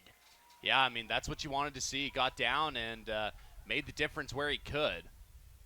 That's a good play there by the Wildcats secondary. You see there the snap, the play action, toss forward, and that one wasn't going nowhere. So a great play by the Wildcats there. It was King Williams who they tried to pick on one play, and it worked. But since then, he has been locked down over on that right side, Amavi here in the shotgun on third and very long for the Mavericks. Now on the drive. And this one over the middle. That one is caught and making a man miss down the field. And a great catch there by Keyworth, who's been their main target so far today. And a first down for the Mavericks. This one just a missed tackle in the secondary by the Wildcats that allowed Keyworth to make something happen and move the chains. And we'll see exactly as the replay comes on your screens now what it is that went wrong there. Of course, he steps back, fires forward, and yeah, just not able to close in time. There was a good bit of speed in the legs of that one. And so the Wildcats, after giving up the big play, will try and rally here. Amavi handing this one off to Newble, who is taken down after a short gain.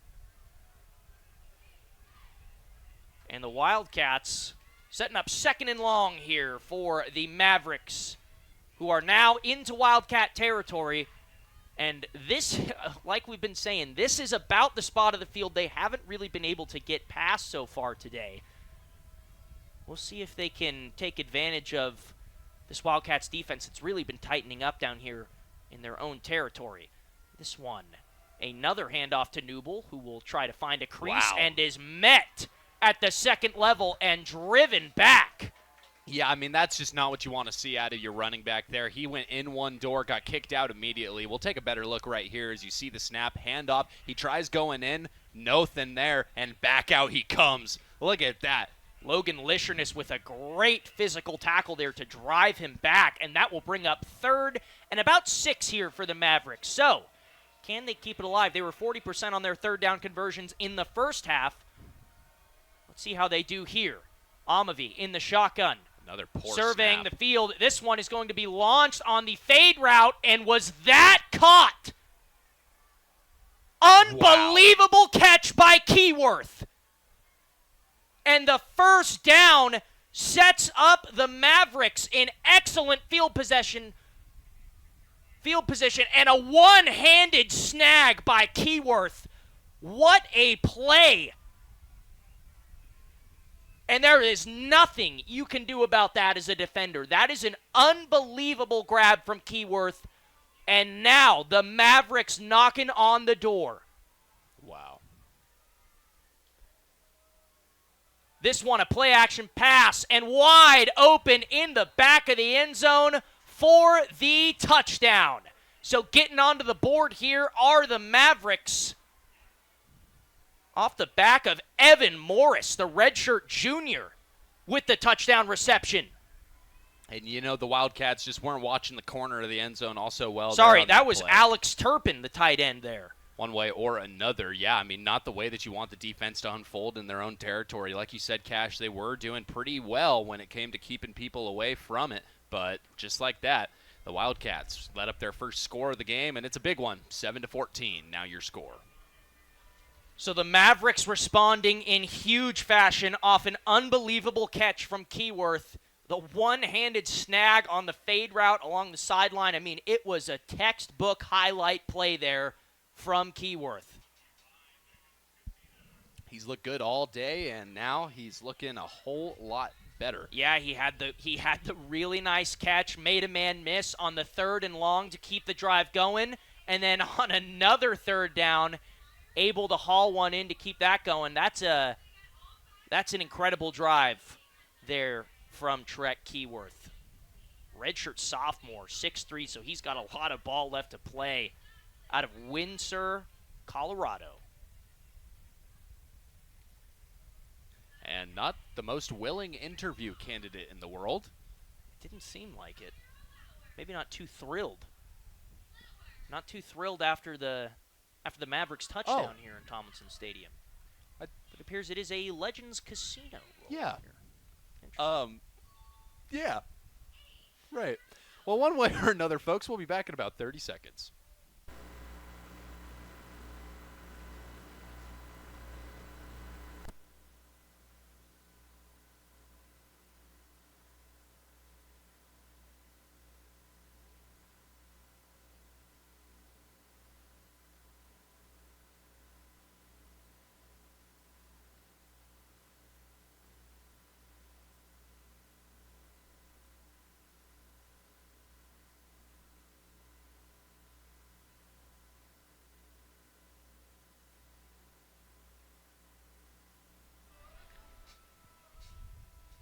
The Wildcats here looking to respond after the response from the Mavericks to their touchdown. So a game of responses here so far in the second half as the Mavericks finally get on the board after they break the curse of stalling out in Wildcat territory.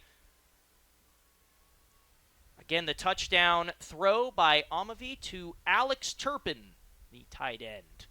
This ball up and taken in by Bo Phillips, who will try to take this one out and make somebody miss. He's met hard at about the 26-yard line. He'll get no further than that. And Kennedy McGill and company will trot out onto the field for the Wildcats. I'm interested to see how exactly it is that the Wildcats approach this drive, because now they've seen success in a number of different formats. The only one that is yet to be checked off is a rushing play by your running back. I want to see them get the ball better to the backs, of course, that they have there with McGill and Taylor and Phillips. Another one that's kind of interesting here, Cash, the passing, really, I feel like I've seen 3 passing attempts from Kennedy McGill today. The actual number is 8, but it just doesn't feel like we're seeing the arm come out all too much. Interested to see which one they choose. And here is the handoff to Taylor, and he is wrapped up hard and taken down by number 43, Jake Sins. So the Wildcats will get in hurry-up offense here. They'll keep that split back set here on the field, and McGill will take the snap here. This one handed off to Justice Taylor again. The exact same play, and Taylor this time, that was room to run and a first down for the Wildcats. Very good there. That's what you want to see. Like I said, Cash, just trying to get the ball to them more, give them more opportunities even to get out there and just run for a few more yards.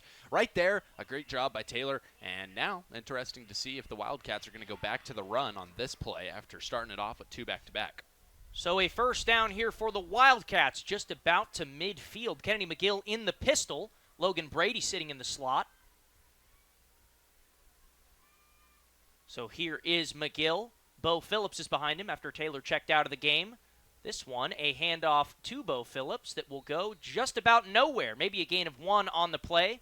Good job by the Mavericks defense to rally around the run and stop that one before it got anywhere. Yeah, it looks like about half a yard gained there. It'll be second and call it 9, if you will.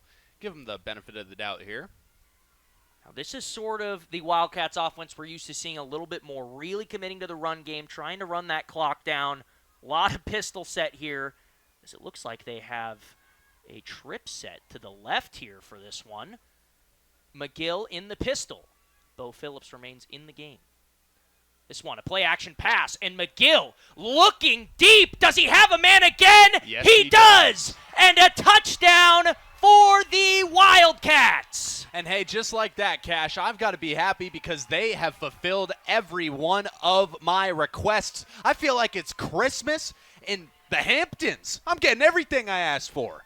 Juergens with the touchdown reception this time. So give one to Grable, give one to Juergens, and it's another bomb from Kennedy McGill. Just like that, McGill unleashes the cannon. And hey, here's one thing that I'm noticing, Cash. He's had a pasture of open room. Both catches, both touchdowns. You got to be happy if you're Coach Fisk. Play action working very well for the Wildcats today as the extra point is up, and it is good. So 21-7 as this half looking like a stark contrast to the other one, as it is an offensive blow-up here from both of these teams. So now I really do have to ask, I mean, obviously, we know who it is that we're rooting for, but coming at it from an unbiased stance, how do you even stop what they're doing with the play action? Kennedy McGill has shown that he can polish off a great pass, as we saw right there. He's shown that he can run for about 55 yards, cut you up on the interior if you're unable to keep your defenders where they need to be.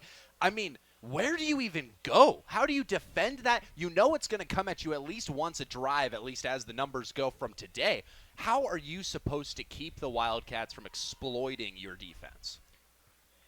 I don't know if there's quite necessarily a single answer to that, but just sort of discipline from your boundary corners, I would say. It looks like they're playing, if it's not man, it's some sort of cover three where each one's responsible for a deep third, and both times down that left side of the field, it has just been wide open. So maybe biting too hard from the corner spot on the play action, or maybe not being able to stop them at the release.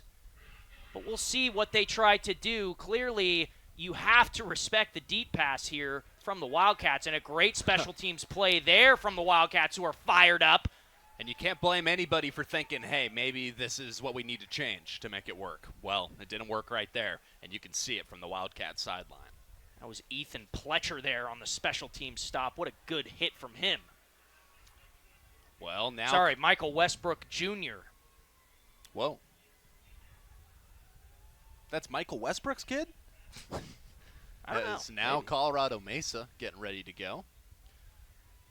Shout out Mr. Westbrook if you're watching. Looking to respond here. Amavi in the pistol. He will pull Wow. this one, and that one fools absolutely nobody as he is thrown down behind the line. And the Wildcats fired up here on the defensive side of the ball. All momentum shifting towards the Wildcats right now. Yeah, I mean, you said that. You should have seen what Chase Lloydhammer was getting into there with number 15 of Colorado Mesa. That was an intriguing block as he launched Aiden Taylor, the leading rushing back, of course, for the other squad. Wow. Lloydhammer is no small task to block, especially as a running back. On but here either is side. Amavi in the shotgun. They will look to pass this time. And that one is intercepted over the middle of the field and taken down to the one, in for the touchdown. And we gotta see who Intercepted it by was. Brett McCullough. The captain on the first game of the season coming back with the interception. I feel like I'm having flashbacks, Cash. Unbelievable play there as he just sits down right in that zone, and McCullough taking it out of the air. What a play. What a day. What a system the Wildcats have started to exemplify. This defense looking untouchable through three. So Brett McCullough with the pick six, and the Wildcats.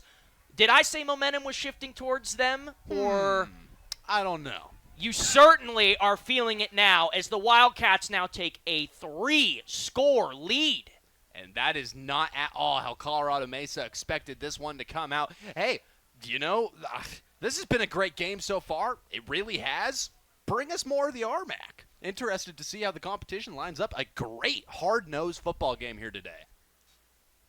So the Wildcats and David Weber out here to put the extra point through. He's been perfect today on the extra point. See if he can extend this lead to 28-7. 6 minutes and 22 seconds left here in the third quarter. Now the boot coming. Here is Weber. This one is blocked. So forget it. Announcers jinxed it. I said he's perfect today. I need to just keep my mouth shut when a PAT is about to start. And that one is blocked, and the Mavericks will somewhat mitigate the damage off the pick six. They now trail by 20 points here about halfway through this third quarter. Mavericks in desperate need of a response here. They need to shift momentum back towards their side, or this thing could get ugly real quick.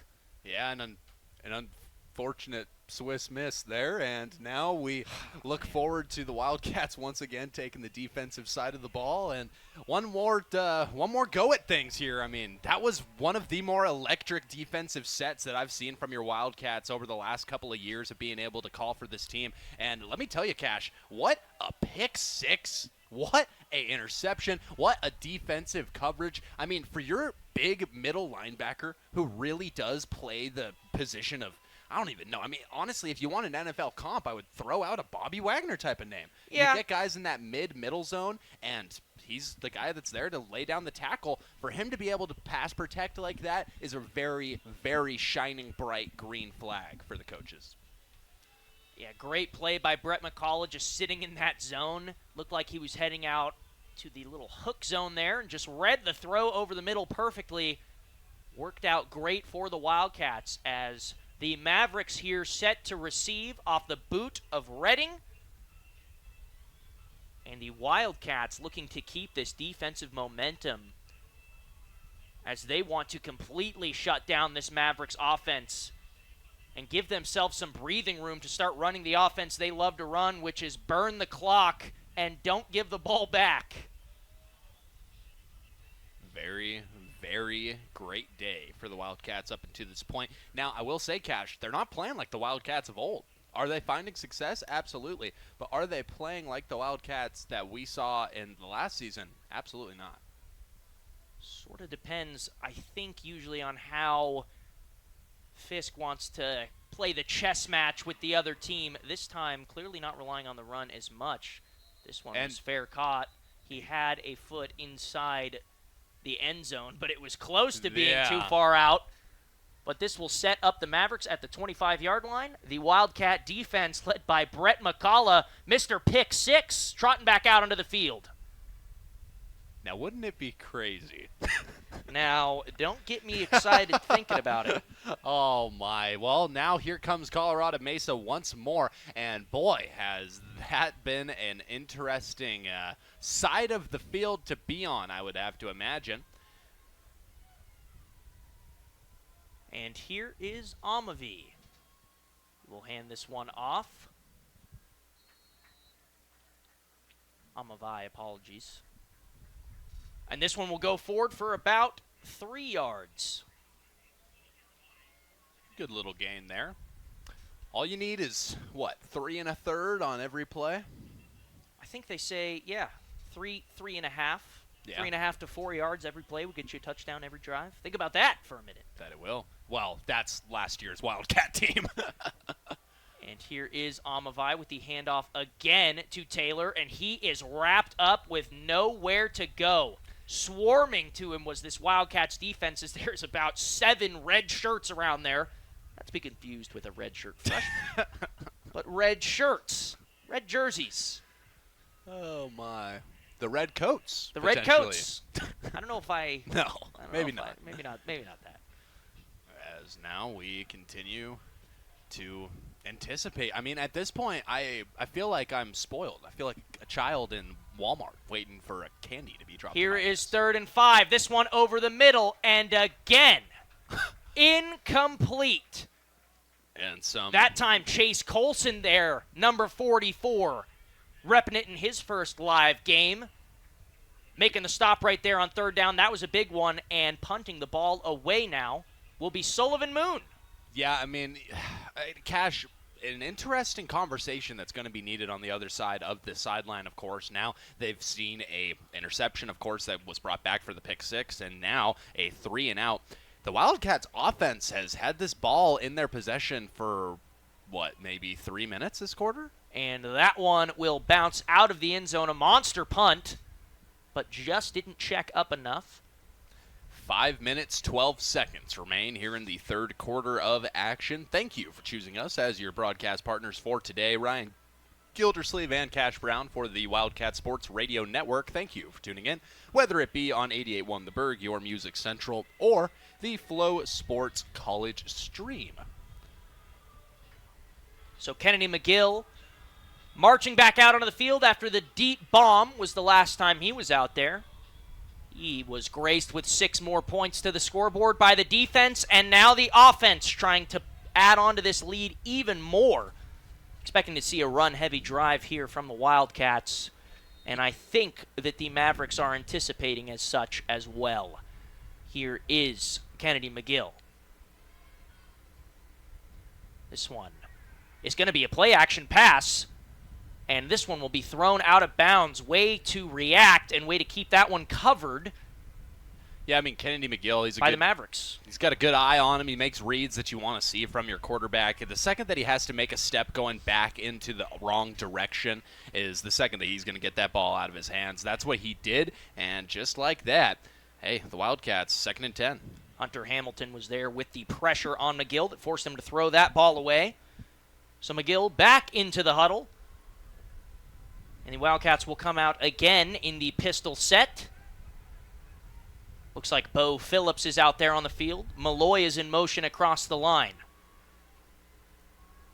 McGill taking the snap here. This one handed off to Bo Phillips, who has a little bit of a crease, and he will power forward for a gain of about 6 on the play. Set up 3rd and 4 for the Wildcats. Yeah, it doesn't exactly get you the first down right away, but it gets you close enough that you feel comfortable about it. Look at the explosiveness of Phillips coming out of that back end. I mean, hey, that's what you want to see out of your one guy. As now the Wildcats look to build off of what was a pretty solid run play there. As now we'll see how exactly they want to attack it. I'm still looking for the Malloy opportunities. Yeah, I haven't got the tight end super involved today. Maybe it's just not something they thought that they could exploit today. But 3rd and 4 here for McGill. He's in the shotgun.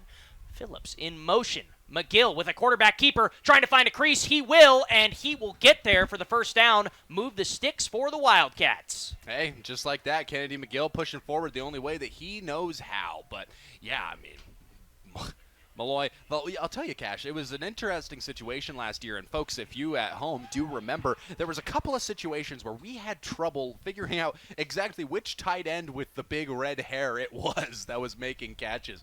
Of course, Malloy is coming in this year as, once again, a member of that Wildcat O-line/tight end room. And, yeah, we're looking to see more out of him. He's kind of the secret weapon, if you will. He is. He had a great seal block on that play right there to help McGill get there for the first down. Here's McGill in the shotgun. McGill with a quick out route there, and that one is hauled in. It's a quick 8 yards. By Ty Snyder, the 6'4", 200-pound redshirt junior out of Ridgefield, Washington. Hey, what you know about Ridgefield? Not a whole lot, to be honest with you. It's on the west side, no? Or is it east? You don't know either, do you? It's Ridgefield. It's Ridgefield. All right, ladies and gentlemen. All right, it's somewhere. Hey, it is in Washington. I can tell you that much, folks. Probably a safe bet.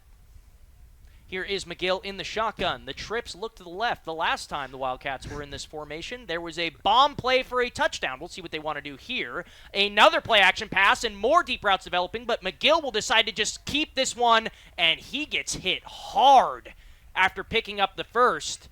Good to see him get back up. You know, we discourage bullying, but this is fun to watch. Check that out. McGill wanted to find somebody down the field, didn't like it, just took off. Bang. Bang, a big hit there. Good by job. Gibson Leaf Green. Yeah, McGill being able to let that one just bounce off the shoulder and keep rolling is the reason why you want him in that number 1 spot. I mean, at the end of the day, if you've got a guy who can take a hit and brush it off like that and then still chuck one downfield, that's just what you need. Here is Kennedy McGill, a fresh set of downs for the Wildcats as they enter Mavericks territory. Watch that left side here. And here is the handoff to Phillips, who will make a man miss and keep going forward. Phillips with a great run and another first down for the Wildcats. Move the chains. Yeah, that's what you wanted to see. The left side was a little bit loaded up there if you're looking from the offensive end. The left side loaded up defensively, and they did a good job of having the motion come forward, immediate handoff. He found what he was looking for, and just like that, it's another first down Way for to the stay Cats. on his feet for Bo Phillips. Yeah, he is Great second effort there to keep that one alive. And the Wildcats now marching further and further into Mavericks territory. McGill here with a fresh set of downs again. Pistol set. 2 wide receivers to his left. Doesn't like what he's seeing. He's calling something out. Phillips will come and join him. And there he is again. Justice Taylor checked into the game for Bo Phillips. He will get forward for a gain of about 6 or 7. Looks like he landed his shoulder pad right in the back of one of his teammates there, as he was just able to make it forward enough to cut this down to just less than half of what they had originally. Just over a minute left. Less than half of what they had originally. I like that. Yeah, second and 4 is. It took me a second. Hey, what can you say? At this point, they call me the Pied Piper up here. Yeah, you're on a different level than me right now. Hey, what can I say? Here is Kennedy McGill in the shotgun. 3 wide receivers to his left. This one, another handoff to Taylor, who will get tripped up before he's able to burst forward. That will bring up 3rd down and short here for the Wildcats. A 3rd down and short that they have shown a bit of reliability, specifically in this second half/3rd quarter, at being able to manage. Of course, in that first half alone, your Wildcats were 1 of 3 for 3rd down conversions. Already have converted on at least double that one this quarter. We'll see if they're able to do it again here. So 3rd and somewhat short here for the Wildcats, about 3rd and 3. Kennedy McGill here in the shotgun. And it will be another QB keeper. McGill just trying to plow forward, and he will for the Wildcats' first down. Move the chains again, and just like we said, a run-heavy drive that takes this to the end of the 3rd quarter. The Wildcats leading 27-7 here in the Rodeo Bowl. Folks, we'll be back with you in just a bit as we send it off to a quick break.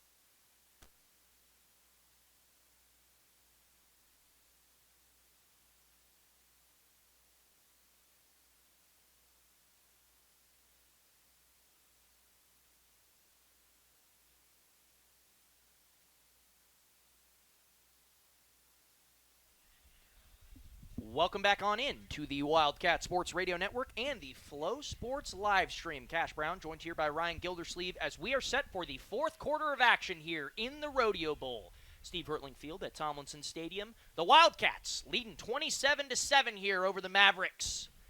And Kennedy McGill and company looking to extend that lead even further.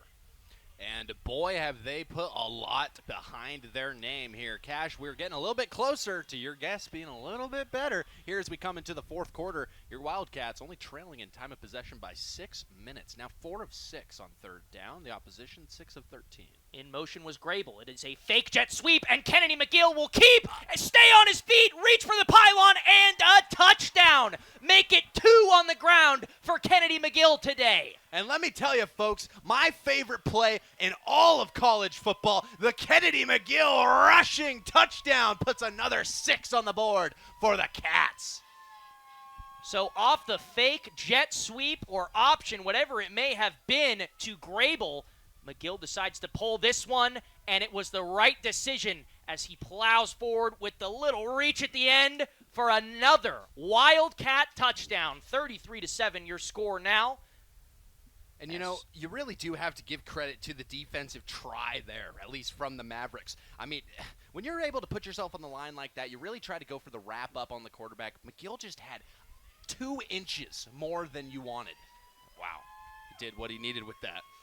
As now 33-7 your score. There's no time to pause here, folks, as your Wildcats are looking to continue their prowl. 34-7 the score here after the extra point is through by Weber. And the Mavericks entering real desperation mode here. They are in dire need of some hope, some light at the end of the tunnel, if you will, as the Wildcats have poured it on in this second half. So these are the guys that traded Luka, right? No? No, Okay. I don't believe so. Well, one way or another, we're going to see exactly how the Wildcats look to push this one away. They've done a good job. That last kick away that the Wildcats had, of course, ended up really well for the team. It looks like Weber will step out for this this kickoff. They got big plans unless my for him. eyes deceive me, and that's a 5 and not a 9, and it certainly is. So, now knowing that I need a higher prescription glasses, it is Wyatt Redding who will kick off for the Wildcats. And as the kickoff does commence here, a couple of interesting numbers from that last quarter now. Cash, let me tell you, both two teams, they're leading tacklers, tied with 7 tackles. Now, the second leading tackler for your Wildcats, King Williams. Interesting. Your leading tackler is, of course, number 44, Chase Colson. He's got 7 tackles, 3 unassisted. I mean, that's just what you like to see. And what looked like almost a squib kick. That one is going to bounce out of bounds. Almost worked out for the Wildcats, but not quite. This will be an illegal kick, and it will give the Mavericks better starting field position. Just the break they needed. And so, yeah. Now, I will say, Cash, an opportunity for you to explain to the people at home who may be curious, why is it that even though it bounced and it was at the end zone, out of bounds, a penalty? It appears that it most likely did not exit through the end zone, or they would not have thrown the flag. So the side judge said that it bounced out, I believe, in the field of play, so it did not cross the pylon. It was close, though. I mean, I couldn't really see it from right here, to be honest. But I don't really know why that's a ruling. I thought that if it went past 15 yards, that was fine. No, not quite. And a quarterback change, it looks like here. Whoa. And keeping that one right there. Yeah, a little bit of was a talking Cole Hansen, who we talked about really wanted to have a chance to prove himself if he got the opportunity. Well, this is it. Show that you can put some life into this offense. Another bad and snap. There goes Hansen again, trying to make a couple of moves. He will get down short of the line to gain, but not by much. 3rd down and about 1 here for the Mavericks. Hey, and you know what, Cash? Just to start off the year on a foot that I really do like, let me say something here. Today's referee crew has been immaculate. Yeah. Doing an incredible agree. job. So thank you to the boys in stripes that are out here today, and the men and women in stripes that are out here today helping us out. So Hansen will go under center here in the I form. 1 yard to gain here, and this one, a handoff that will not get there. A flag does fly, and close to the line to gain was Marvin Jones. But he did not get there. We'll see what the penalty does if it tacks anything on. And here come the referees. We'll see if maybe there was a face mask or something. Nope, it will be against the offense. And so we'll see if the Wildcats want to accept that, which it looks like they will. They don't want to face a 4th and 1 because you know the Mavericks are going for it right now. So instead, we'll make this a 3rd and long. Well, now it's an opportunity for the other side of things to get a better idea of how their quarterback's going to be able to throw the ball. Of course, he has been in a rushing mode to start things off, if you will. So Cole Hansen, who checked into the game, trying to make something happen on 3rd and long here. He will fire down the field, and a perfect pass right over the shoulder to Keyworth, who gets in for the touchdown. So you wanted your shot, Hansen? Well, here it is, and way to deliver. He gets the Mavericks Another set of points on the board and just a little bit closer. This game is not quite over yet. Lots of questions now on the table for the Mavericks, as in less than 5 plays, their quarterback, who has been sitting in the number 2 spot up until this point, that's right, folks, 3 whole quarters, he now comes out, delivers a dime on his first attempted throw of the game, and he's going to get a long-standing touchdown there. Wow. Cash, what a game from Keyworth so far. Just putting the top off there and totally getting the upper hand on Zay Jennings on that release. That is a tough route to cover if you are a corner. And Keyworth made him pay, and a perfectly placed ball from Hansen gets this game just a little bit closer. So the Rodeo Bowl getting a little wild here in the fourth quarter. There is still 13 and a half minutes to play. We have seen much crazier things happen here in college football. So don't go anywhere yet. The Mavericks are not done fighting here.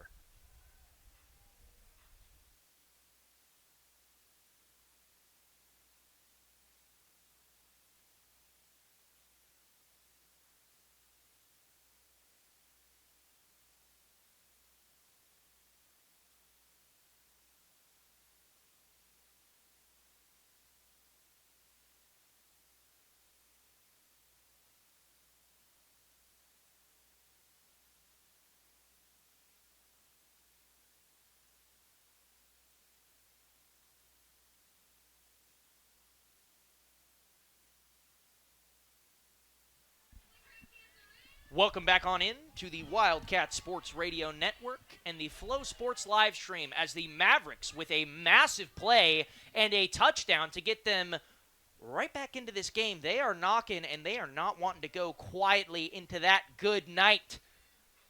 So here are the Mavericks kicking off, hoping to get some defensive momentum and stop this Wildcats offense that you know loves to do the one thing that they would hate to see right now and chew clock. So now the kick will come away, of course, trailing by 20 points as it currently stands. There's a little bit of intrigue around this as to whether or not we see a little dribbler here. So the kickoff from Moon, sent down, and it will be fielded again by Phillips, who is going to try and make something happen. He might have a little bit of a crease, and he makes another man miss. He's still on his feet, gets down to the 30-yard line. So he was just that close to breaking past the last level of defense, but a good tackle there to keep him from getting into the end zone. Yeah. Did he find a crease? Maybe. Did he make a crease? Yeah. Look at that. Wow. Took a hard hit to the knee there. And here come the Wildcats trying to put this game away. They can be so effective at doing this to teams. You get the lead and you just drain the clock away. You basically drain the life force away from the offense and just tell them you are not getting back onto the field until there are 6 minutes left on that clock. We'll see if that's what they can do here in classic Wildcats fashion.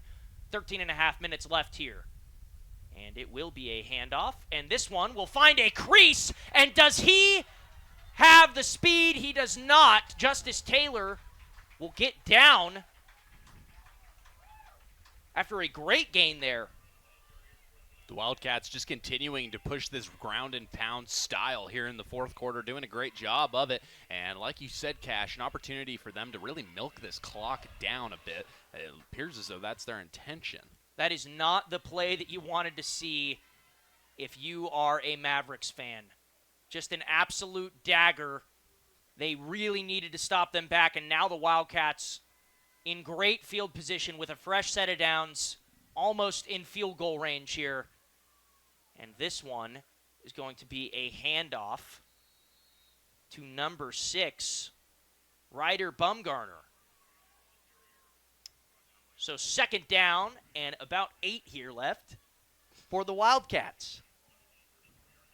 And you know, this Colorado Mesa defense, I mean, really just having to get to the man as soon as they possibly can here. You don't have any time for hesitation, especially when it's a running play like that. It's kind of like baseball. It's on a ground ball, I mean, you got to charge that ball. You can't just sit back and wait for it, especially when the clock is dwindling in the wrong direction. Bumgarner will motion out to the slot. Kennedy McGill here in the shotgun. Bumgarner in motion. A fake jet sweep, play action pass, and wide open. The tight end you mentioned, Lloyd Hammer, getting down within the 11-yard line for the Wildcats. Yes, a big 81 is going to make that catch there. Did a good job of staying open. Looked like they had him on just a real good route there. He came off the line, finds that pass from McGill. He's wide open there, makes the grab, and hey, down he goes. Didn't even take a whole lot of contact on it. That's exactly where you want to be if you're both Lloyd Hammer and the fans. So 1st and goal to go on the 10-yard line. Kennedy McGill in the pistol. He will take the snap here and hand this one off to Bumgarner, who spins out of one tackle and gets forward for a few more, but not able to get a whole lot on the play. That'll bring up 2nd and goal here for the Wildcats. Yeah, I mean, did a good job falling in the right direction there. Of course, that's one of those things that you have to learn when you're a running back in this league, whether you're at, D3, D2, D1. If you're going to make it past the high school level, you know that there's going to be some of those base skills that are there and ready to be executed. Good job for the Wildcats there, and really, this has been a good showing for most of the departments. I can't think of one specific unit for the Wildcats, offensive or defensive, that's let me down. So here is Kennedy McGill in the shotgun this time. Bumgarner still in the game at running back. And this one will go to Bumgarner. He's trying to find a crease, and he will, and a touchdown, Wildcats! So just like that, you're going to find the first touchdown as a Wildcat for Ryder Bumgarner. Big number 6 finds his way in. The redshirt sophomore out of Stanwood, Washington. Welcome to Ellensburg. So just like that, the flame borderline extinguished for the Mavericks as the Wildcats just march right down the field and put more points on the board. I mean, the difference between this offense in the first and second half has been night and day, and that might even be an understatement. Well, I mean, quite frankly, you could say the same for both teams, Cash. As I we agree. came into the second half, it was 0-7. Yeah, just an offensive clinic in the second half from the Wildcats so far as they make it 41-14 with 10 minutes left to go. Not necessarily the time shoot off the clock we anticipated, but the points certainly help. And the Mavericks reeling here in the second half. They have just not been able to stop the Wildcats on offense. Well, we're going to give them a second to discuss that, and we'll be back in just a moment.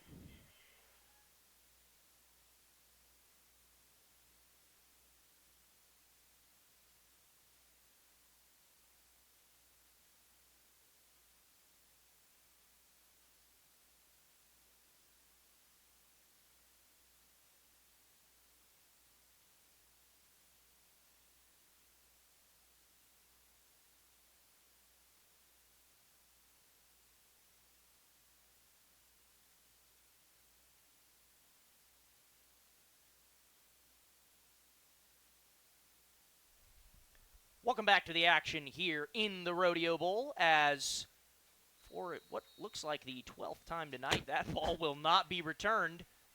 And it won't go out of bounds either. So setting up the 25-yard line will be, assuming Cole Hansen and the Mavericks. We'll see if they get Amavi another chance to go out and prove himself. But Cole Hansen stepped in last time and led them to a touchdown. So we will see if he trots out again, and he will. So Cole Hansen on the field for the Mavericks. And the shotgun set, you got to think it's going to be a pass-heavy drive here for the Mavericks as they need points like a horse needs water. And here is Hansen with the deep shot that will be too far out of reach. That one was intended for Noah Greer, but it just goes too far outside of him. King Williams on the coverage.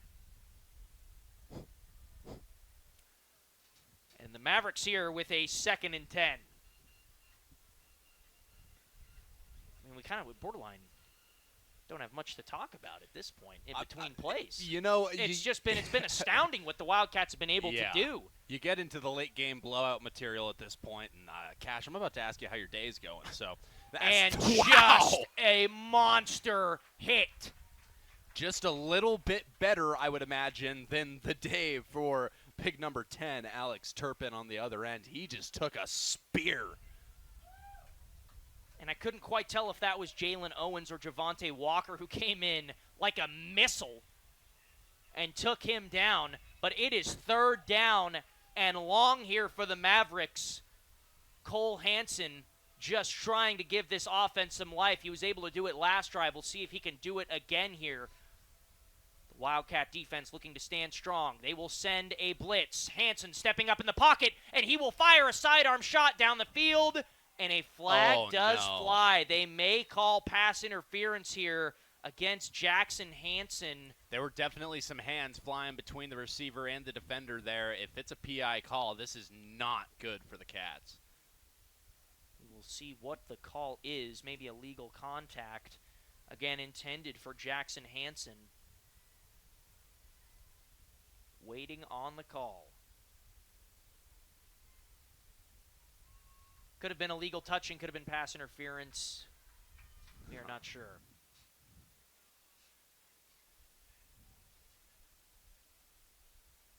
Whoa. It was intentional, too. Wow. So the second roughing the passer penalty against the Wildcats today, and the pass interference Roughing the called passer against Javante Walker. Again, the target was Jackson Hansen. There were two fouls on the play. They elect to receive. They're both worth 15 yards. Yeah. Would love to see a replay of exactly what was going down in the backfield there as Hansen darted forward, still was somehow able to draw a roughing the passer call. Very intriguing. Yeah, Hansen with a good pocket awareness to step up and give that one a chance. Hansen bobbles the snap, and instantly he is corralled. Did the Wildcats fall on that football? They did not. Hansen was able to recover. No. But 2nd and long here, so the bobbled snap, just nothing going right for this Mavericks offense right now. Just under 9.5 remaining here in the Rodeo Bowl, as you put it. So Jackson Hansen will check out of the game. And again, a guy not listed on our 2 deep, but definitely very involved in the offense today was Jackson Hansen. Him and Keyworth with great games so far. And here is Hansen. This one will be a handoff to Newble, who gets forward and back to the original line of scrimmage to make this one 3rd and about 9. It's been a good day here so far for the backup quarterback. Of course, looking to put a little bit more oomph behind his name here, of course, as that first passing play, I should correct myself and say, really, I mean, went about, 60 yards for the touchdown on that one. Now, showing some good skills here, able to get rid of the ball and draw a foul on that last play a few plays ago. Now, let's see what he can do here on 3rd and 9. So here is Hansen on 3rd and 9.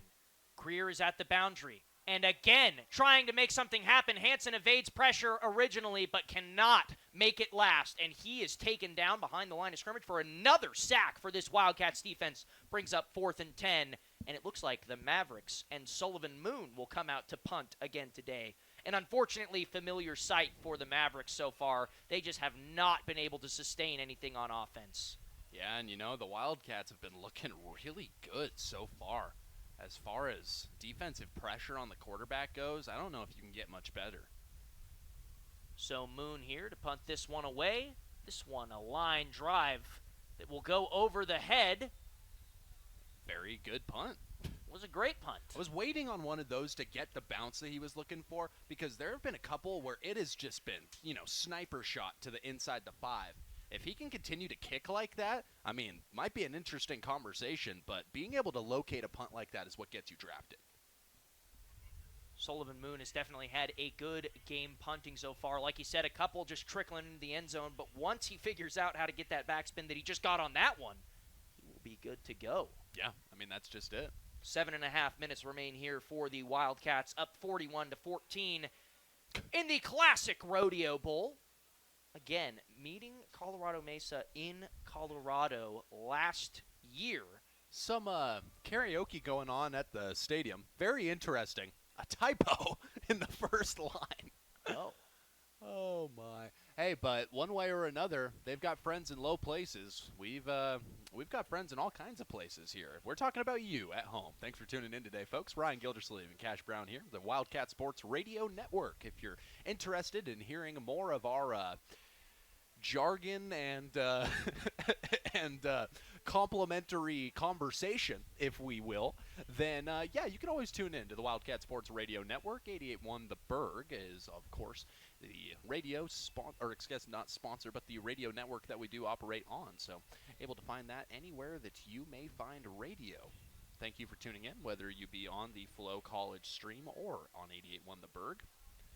It's been a nice day, nice couple of days here in Ellensburg as we get ready, of course, for the Ellensburg Rodeo to kick off starting today. A very big event for the area, and a reason why, if you've got a child or a close personal friend who's on this Colorado Mesa team, they may paint Ellensburg to you a little bit differently than the rest of us see it. A whole lot of traffic this weekend, and that's kind of what makes the rodeo event. So, McGill in the shotgun to start this one up. The Wildcats pinned deep in their own territory, trying to just run the clock out here. And they will do that effectively as a huge gaping hole to run through for the Wildcats. And, man, has this been a great second half on the ground. The Cats have been able to find every missing yard that they lost in that first half. Now, of course, I mean, they never left the driver's seat, Cash. That's the weird thing is typically at this point we get into this material. We were talking about it where, hey, they fixed this and it got better. Well, they did fix things, but really all it did was add on to how great they were already playing. McGill again here in the shotgun. And he will keep this one as he is leveled down there. Sorry, not Kennedy McGill, it doesn't look like in the game right now. It looks like Caleb Christensen has checked into the game. Really? Caleb Christensen, big number 15. 16, it looks like, as he's just walking out onto the field. Caleb Christensen out of Royal City, Washington, the transfer from Whitworth College. Caleb Christensen, we've seen he can throw that thing on a rope when you give him the chance. So here is Christensen in the game.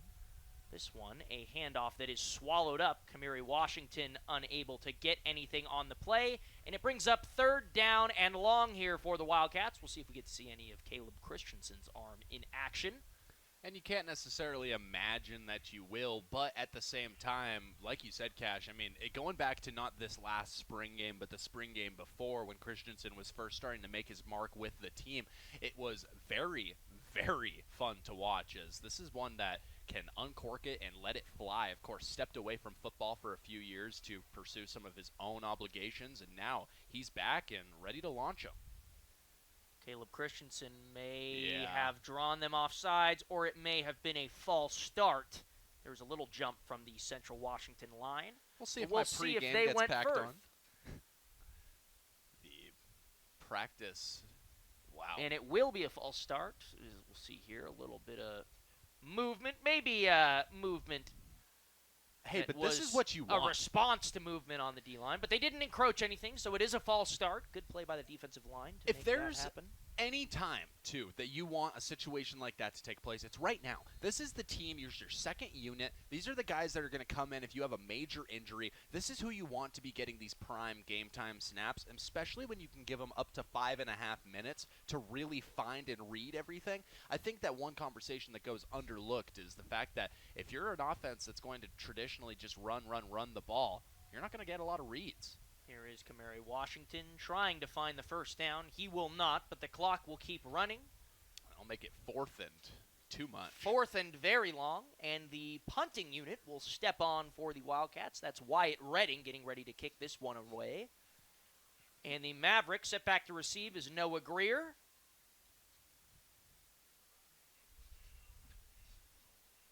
And, yeah, they're going to get it. They're going to run and or pass the football and look for 6 points. Wow. Astute analysis from you there. Yeah, I mean, I had to reach deep for that. It doesn't get more in-depth than that. That's why they pay us the big bucks. It is. And here is I'll always love this punt set. Yeah, I mean, there has to be some method to it. And Well, this one, a low flyer punt that will take a friendly Central Washington bounce, but Greer will try to take this one in. He'll make one man miss, and he got popped there at the end by Chase Colson. I don't know if you ever, back in your playing days, had the drill where you'd line up against each other and go pad to pad, shoulder pads against each other. Oh, that was our warm-up every single game. Looked exactly like that right there. I mean, that's the resilience you're trying to build. It wasn't a fun warm-up. No, it was awful, actually. Yeah, actually, I don't quite understand why we did it. Yeah, right. Let's get those shoulders ready and numb to go hit people all night, I guess. Yeah, let's. Then again, I never saw the field. That's why I'm up here in the booth. Hey, that's fair. That's fair. I resorted to team manager for a little while. Oh, that bad, huh? Hey, what can I say? I did play backup quarterback for a little bit. That's what you like to see. Justin Brennan, watch out if I decide to walk on him as a fifth year. Well, then you've got Christensen to worry about. Well, I bet you he could probably throw the ball about 30 yards further than I could in full pads. Oh, my. How far can you punt? You know, probably not that far. The punt you just saw there, as short as it was probably about twice the distance I would get. That was the PR for one Cash Brown. It was. Oh, my. Never got into punting. No. Anyways, here is Caleb Hansen here. Cole Hansen, sorry, and a handoff here that will go for a solid gain there. That's Marvin Jones, the redshirt sophomore. We've seen him touch the ball a few times tonight so far. Yeah, and it looks like Newble checking into the game. So Hansen, who, like you said, I didn't see anywhere, but you said that you saw apparently that there was a QB battle going on before the season this year, and that Hansen lost out barely, but it looks like he's trying to make a statement for himself, and that was an errant pass that somehow traveled forward. That was an interesting little pass. It was a good play design, but just poorly executed, as that one was almost picked off by the Wildcats. Yeah, the Wildcats, who have just been able to find – listen, Cash, this is one of those teams that's so good at finding the slightest missteps and turning it into gold for themselves. And that was a potential pick six that just slipped through the hands of Michael Westbrook Jr. Probably caught him off guard. And here is Hansen, third and about 4 here for the Mavericks. And he will check this one down to Marvin Jones, who will get tackled short of the line to gain, and it will bring up 4th down for the Mavericks. Yeah, there's been as it's been stated, the QB1 title was taken in a competitive camp with redshirt junior Cole Hansen after the starting quarterback put on, and I quote, 20 pounds of muscle since the fall. Yeah, Amavi looked great today. For the most part, it's just a really tough Wildcat defense to go up against. And Sullivan Moon will boot this one away again. This one a high, spiraling kick that will just go into the end zone. He can boot him. He sure can. He can boot him. And the Wildcats offense will step out on the 25-yard line. 2 minutes and 42 seconds remain here in this game. 17 for... I'm not sure why the scoreboard at the stadium says you can see that Colorado Mesa has 17, but I think it is correct on this board that it is only 14. Yeah, that is a very interesting I don't note recall there. a field goal being made. I also do not recall a field goal being made, and I can actually confirm that that is not the correct score. So we have it right for you here. CWU 41. And it looks like we just got the adjustment there on the big screen, so shout out to everybody that we've got working here in the back to make sure that this broadcast goes as great as possible. Here are the Wildcats. And this one, Caleb Christensen will air it out over the middle of the field, and that one is caught. Wow. Quickly taken down was Samaj Featherstone. Samaje Featherstone just doing an incredible job. Coming out here, he's listed right now as the 6th receiver in the room. So now he comes out, makes a great play, gets a good name out for himself. Samaje Featherstone, someone I had the very, very bright opportunity to talk to. He was a very nice, very respectful young man. That one just barely out of reach of Atiba Fitz, who tried to knock that one away. the junior. And a timeout will be called. Yeah, Featherstone, the junior out of Oakland, California. Sorry, no timeout. We have reached the 2-minute. They say it's not the 2-minute The warning. 2-minute timeout. The 2-minute timeout. You know, funny there enough, you have it. I actually have done my research on this topic because last year there was a situation where I know, crazy. Last year there was a situation where I was very, very intrigued as to how exactly it is that they decipher amongst that. And yeah, very intriguing. I was very intrigued to find that the 2-minute warning is brandished only by the NFL. Yeah. Trademark? Yes. Interesting. Yeah. So Makes never sense. saying that again. No. Apologies. Yeah. Apologies. Don't I look was my unaware. way, Kamish. One way or another. Hey, let me tell you, Cash, the Alumni Plaza for the Wildcats just packed here today. It really is. You got to imagine there's a lot of fans in town right now for the rodeo and just friends and family coming out to watch these Wildcats play. Usually not as packed of stands as we are used to during a home game. We have the whole student section filled out, as we are still almost a month out from school actually starting here. Well, you know, and that's Ellensburg. just it. It's kind of ironic that we play today, seeing as the Wildcats are not going to play their next home football game until late into September, I believe the 20th. So things will be in full swing in Ellensburg by then on the 20th. School starting on the 24th. Any Wildcat students listening who were not aware that that's the case. Glad that you said that. Yeah. There you go. Yep, the next game for your Wildcats is going to be against the number 9 ranked FCS Montana on ESPN Plus Saturday the 6th of September. Our annual D1 showdown. Before then, the Wildcats come back home for the next time, September the 20th. And Kamari Washington taken down after a gain of about 2, as Caleb Christensen will go to the sideline to get the play, potentially check out of the game. It looks like he will not check out of the game. Kennedy McGill and company standing around. A stacked QB room that they have, very versatile. Justin Brennan, great quarterback who also can step in when you need him to. Plays a lot like Kennedy McGill. Caleb Christensen, a little more of a pocket passer, but he can still turn on the jets when he needs to. And out in the pistol again, second down, 1 minute and 15 seconds left in this game here. Caleb Christensen hands this one off to Washington once more. Washington trying to bounce this one outside. He will trip up a little bit and get taken down after a gain of about 1. So 3rd and 7 here as time continues to tick away. No timeouts will be called. And this game nearing its conclusion. Yeah, what a good game it was.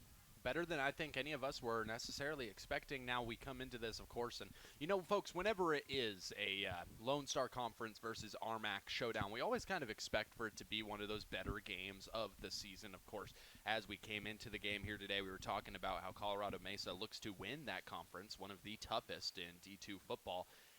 Yeah, one way or another, they're going to have an interesting conversation to have when they get back. Caleb Christensen.